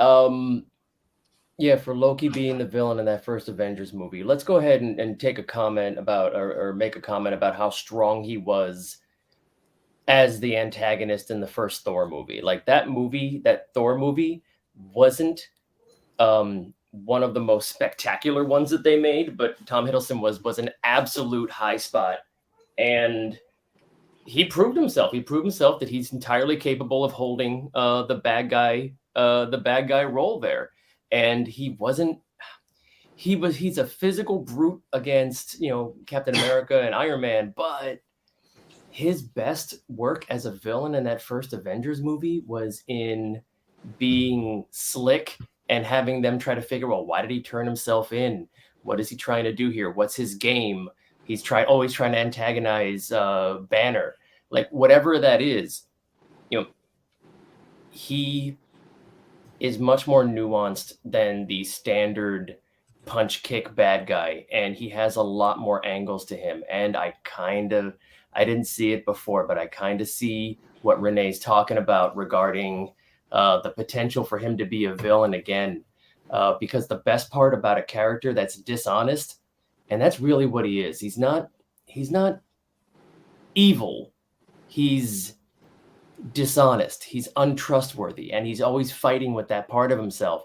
With a character like that, when they are presented with an opportunity, it is very easy now for me to see this Loki being presented with an opportunity to make things right, but by making things right, he would have to do some bad things. And his brother and the rest of whoever is left in the Avengers would have to be forced to stop him, even though there could be a case made that he's doing the right thing. Most definitely. I agree with you. And I think that, what do you think about that, Jeremiah? And then I'll bounce it back to you, Renee. What do you think about the concept of bringing Ultron back? I have no problem with Ultron. I mean, Age of Ultron, I thought was one of the weaker, the weakest of the three Avengers movies, or of the four Avengers movies. But I honestly have no problem with Ultron. I have no problem with Ultron whatsoever. I really don't have any fawning memories of him either. So I'm just kind of neutral on that one. Oh man. You're not an Ultron lover, huh? He's all right. He's all right. I have nothing against him. He didn't say anything bad about me or my kids, so I'm not, I'm not against the guy. And I really did like the Pinocchio metaphor that he used when he first kind of revealed himself to them. That was kind of cool. See, now me and Renee both like Age of Ultron. Okay. We do. We think it's really Renee and I both think it's a really good movie. Like that, if anything, I think it's underrated. Just like not to the same degree as Loki, maybe, but it's an underrated movie. It's sandwiched between fucking Infinity War and goddamn the first Avengers film, man. Mm-hmm. You know what I'm saying? Right. The only thing is, I think Ultron without Tony Stark is going to be, because all Ultron is Tony Stark, monstrified or whatever. No, but that's the thing. Lady Death Lady, she thinks Ultron is hot. No, but that's the nostalgic aspect, is the fact that he is from Stark, right? And Jarvis and whatnot, not all that and whatnot. That brings a nostalgic factor. A villain can bring nostalgia too to the fandom, not just like the heroes. Yeah, right. Yeah, that's true. Right? I mean, it can. It does work. A lot of people do like. He factors in with the Fantastic Four, doesn't he? Mm-hmm. Well, no, but I mean, I don't know about y'all, but I thought he was the best part of What If. I did the first season of What If. Ultron? Yeah, his arc on that was fucking great. I loved it when he fought that final team there that the Watcher put together there in the finale. Mm-hmm. That was really cool. I loved how they did that. Can I go back to what? Go ahead. Jeremiah was saying about sure. The Thor movie. Hiddleston Yes. as the antagonist in that movie, and you're right, because just how they constructed the character and how Hiddleston presented it. He starts off as this, he's slimy, he's sneaky, he's setting Thor up to go to go riding in, blazing saddles, whatever, on Jotunheim and whatnot, and he's doing all this to screw him up, to fuck him over, and but then as it gets into, we find out, what Loki is. I mean, my God, he's basically he's the very thing he's been raised to hate. The frost giants. These are the worst monsters that the Asgardians could think of as enemies, and he finds out that he's that, and the heartbreak that he's not, he's not Odin's son, he's not part of this family. Oh yeah, that rejection. You're right, and then the anger, and then builds into him using the destroyer robot or whatever that is. Because in essence, he's controlling. I mean, he's mind controlling that somehow. What Shield gets, and that's where Coulson gets the gun when Loki kills him. But then the finale, it goes back into the heartbreak. He's I'm trying. Forgive me, I'm sorry, and then he falls off into the abyss. And you're oh my God, you really feel bad for this guy. And just like I say, it was just really well done. I think that's if they can bring that type of emotion and that type of love and attention to these movies going forward, and I guess Kenneth will give kudos to Kenneth Branagh for doing that, the first movie.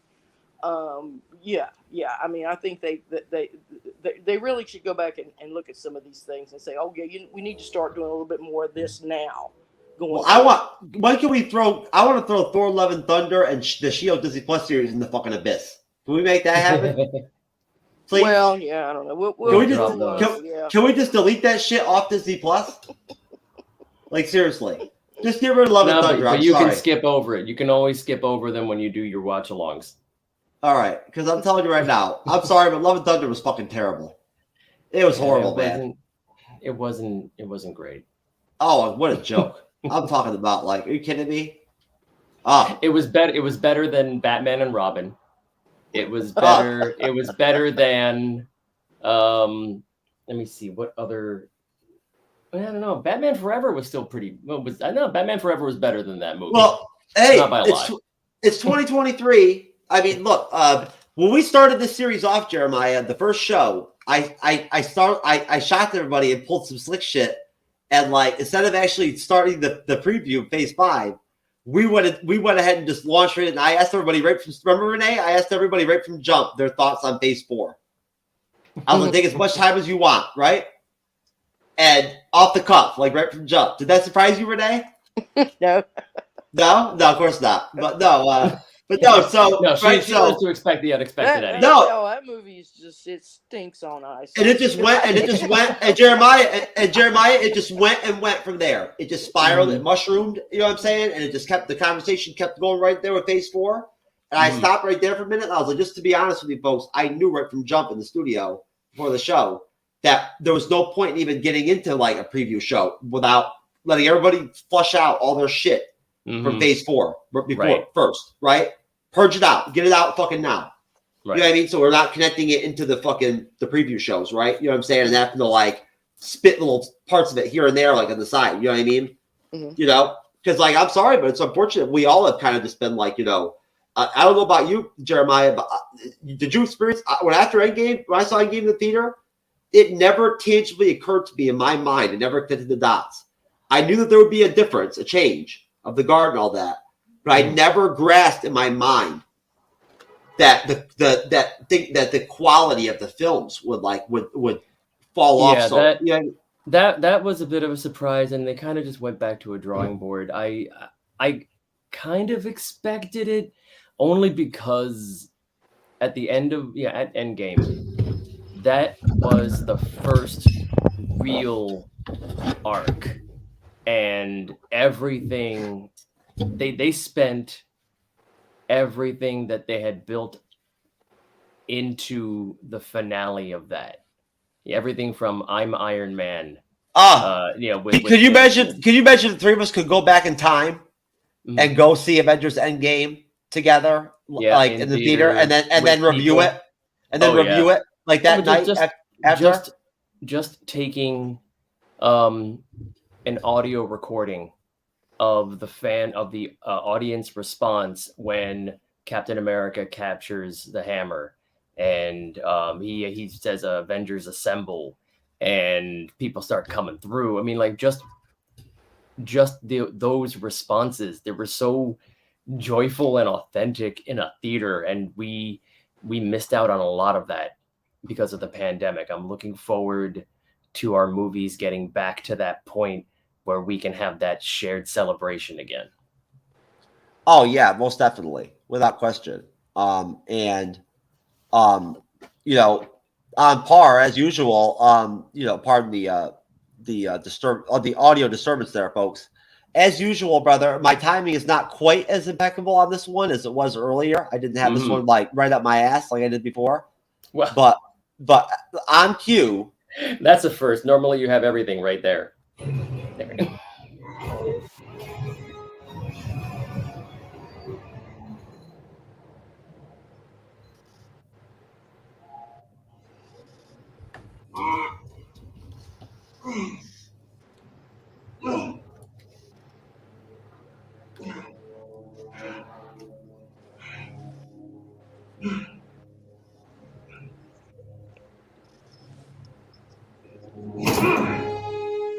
Get him, Cat.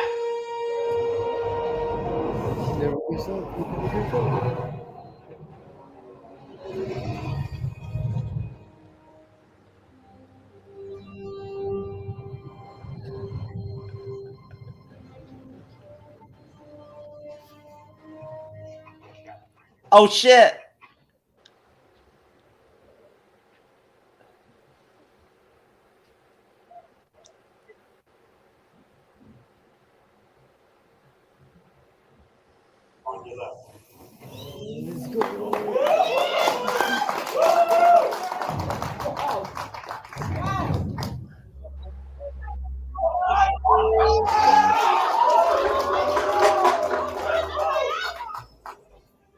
That's my boy.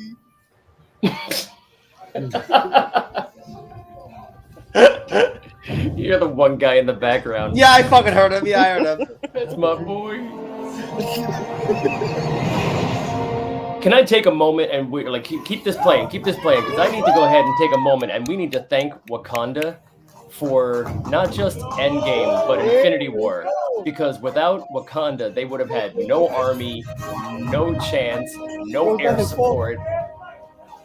Oh, Steven! Let's go!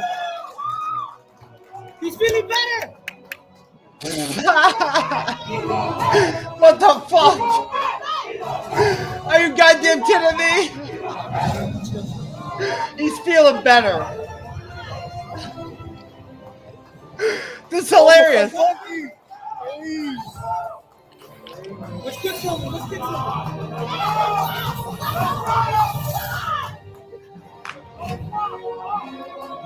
Yo, give him his old health stuff back, bro. I feel bad for him. Hey, Pepper!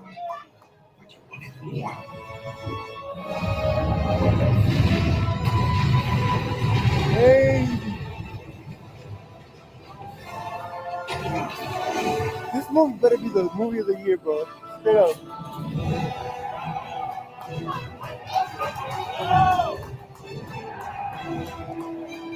Oh man, I'm getting chills. I know for a fact I don't need to keep watching, but I know what's happening. You confirmed it too. Assemble. Let's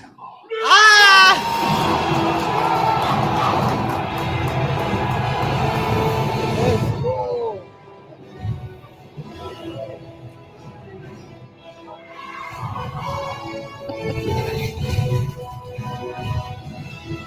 So much fun.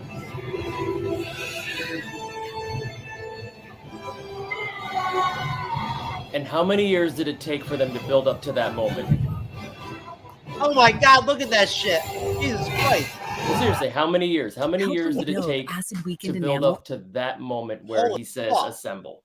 That fucking shot right there. I remember in the Oh, theater yeah. when they do that one shot over top where they show the two sides coming at each other and whatnot from Right. above. It was fucking mind blowing. Absolutely.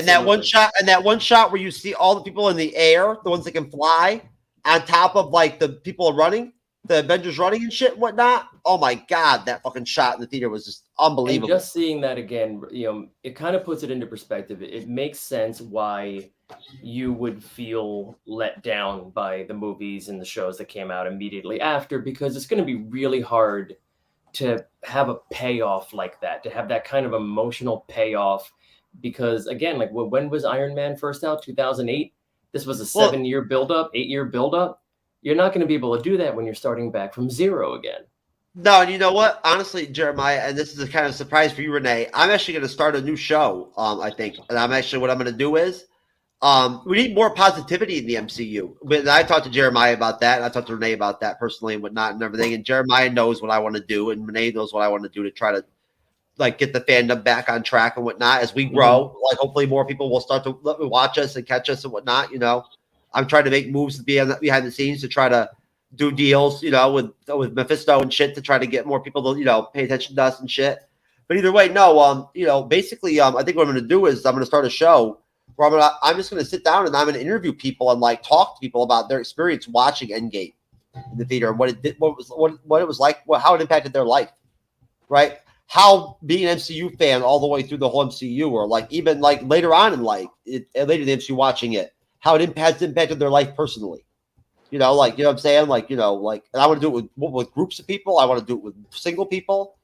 And I wanted to say, I think that there's that connective tissue that they gave us in the first 3 phases, and then it's kind of slatted a little bit, and we all know that in phase 4, sadly.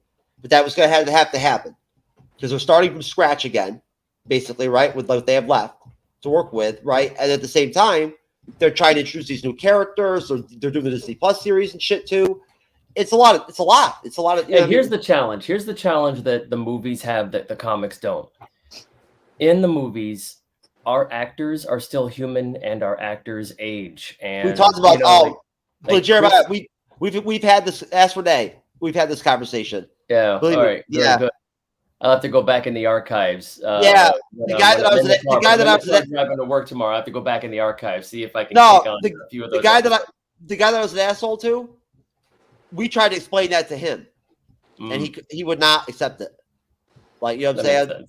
Yeah, that like you Renee, you know what I'm talking about. Well, I mean, beyond the fact that the actors themselves age, I mean, I think when you have these flesh and blood characters, not digital, yeah. Page, they have a finite existence. I mean, yes, and I think time should move faster, right? Mm-hmm. Well, there's this thing that and this is in comic books. It's part of the comic book genre. I mean, it's a legitimate part of it. Where these characters, it's like the eternal return. They're always coming back somehow, some way. Right. They'll kill them off. I mean, the DC does it with Superman. How many times have they done it with the Joker? Keep bringing them back. Right. but I think that sort of cheats the narrative sometimes because, going back to Tony Stark, Iron Man's reformation or redemption arc, he has done that. He essentially transcended who he was and who his father was and everything that Stark Industries represented. One of the things that I would love. You talk about the redemption arc. Keep going. Sorry. I didn't mean to cut you off. It's just the final that. So in essence, his story is done. Let Tony Stark rest in peace.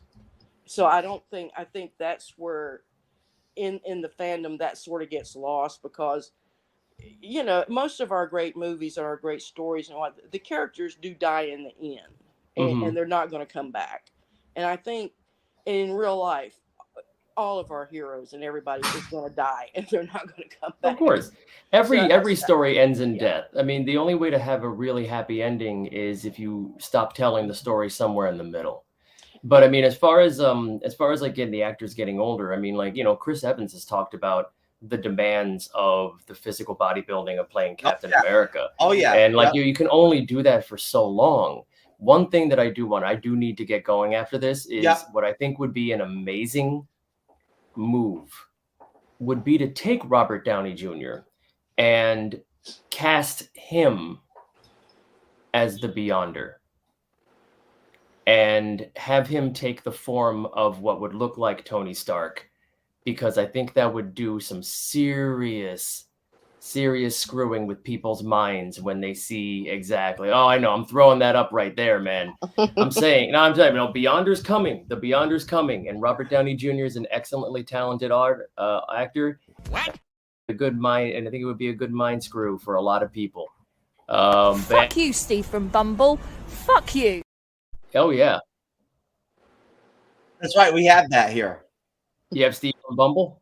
No, you haven't met our MCU's Bleeding Edge economist? Due to inflation, one good girl is now worth 1,132.13 bitches. There you go. I remember that from the last time. He's from Wakanda. He had to get on Jeff. Is he? Oh. Yeah, I wanted to tie that in for you, Jeremiah. He's been bursting at the seams, Jeremiah. There's one of your Wakandans right there. That right? Oh man, I'm sorry, Jeremiah. I can't myself. No, it's cool.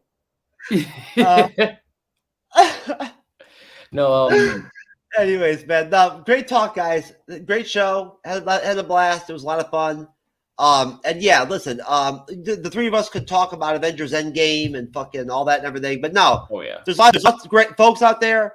There's lots of great shows ahead of us in 2023, right? I haven't even planned our rankings yet for 2022. We might be able to get Jeremiah in on that. Who knows to see. We still got to rank 2022 and rank what we did get in the MCU. But we're optimistic here at the Bleeding Edge. We think that there are good days ahead of us as MCU fans. We're going to still be critical when we have to be and whatnot and everything, right? When Chloe Zhao fucking gives us the Eternals, we're not going to support that shit. We're not going to be down with it. When She-Hulk Dom's True Knowledge, right? Forcing the question of sexuality for the first time in his life. We don't want that. You're being awfully generous saying that was the first time in your life you were questioning. We want Chloe Zhao. There's nothing wrong with Chloe Zhao. If you're going to be out there, at least be honest about it. That was not the first time you questioned anything. Oh, here we go. There we go. Folks, this is the medical diagnosis of what happened to me after episode 7 of She-Hulk. This is actually the paperwork they gave me at the hospital. Anyways, folks, for the MCU's Bleeding Edge, Cybernetic Shark, my co-host, my special guest co-host on Sundays, Renee, Loki's mom, who, just so you know, Renee, I do call you Loki's mom with people all the time. I just don't say it to you. To She-Hulk for popping my cherry. For Ben coming on earlier and whatnot and everything. Ben, we'll see you soon, brother. And Jeremiah, man, I'm sorry if I was flipping out, having a fucking like pussy like white knight panic attack over in the private chat just because you were doing your thing and whatnot and shit, man. I was like, I don't know what I was stressing about, man. Oh no, dude. It must have been that. You know what? It was because I missed the 5 o'clock free crack special. You know what I'm saying? That's what it was. Man, like whenever you give me the ball, dude, usually I lay down some context and then we can comment and kick it all around once we were digesting. Hey, folks, Renee, would you agree that Jeremiah did an excellent job with his presentations and whatnot and everything? That shit was great. Absolutely, absolutely. That was some sheer professionalism right there, folks. Just so you can see it one time. Yeah, Bleeding Edge. Just one time. There you go.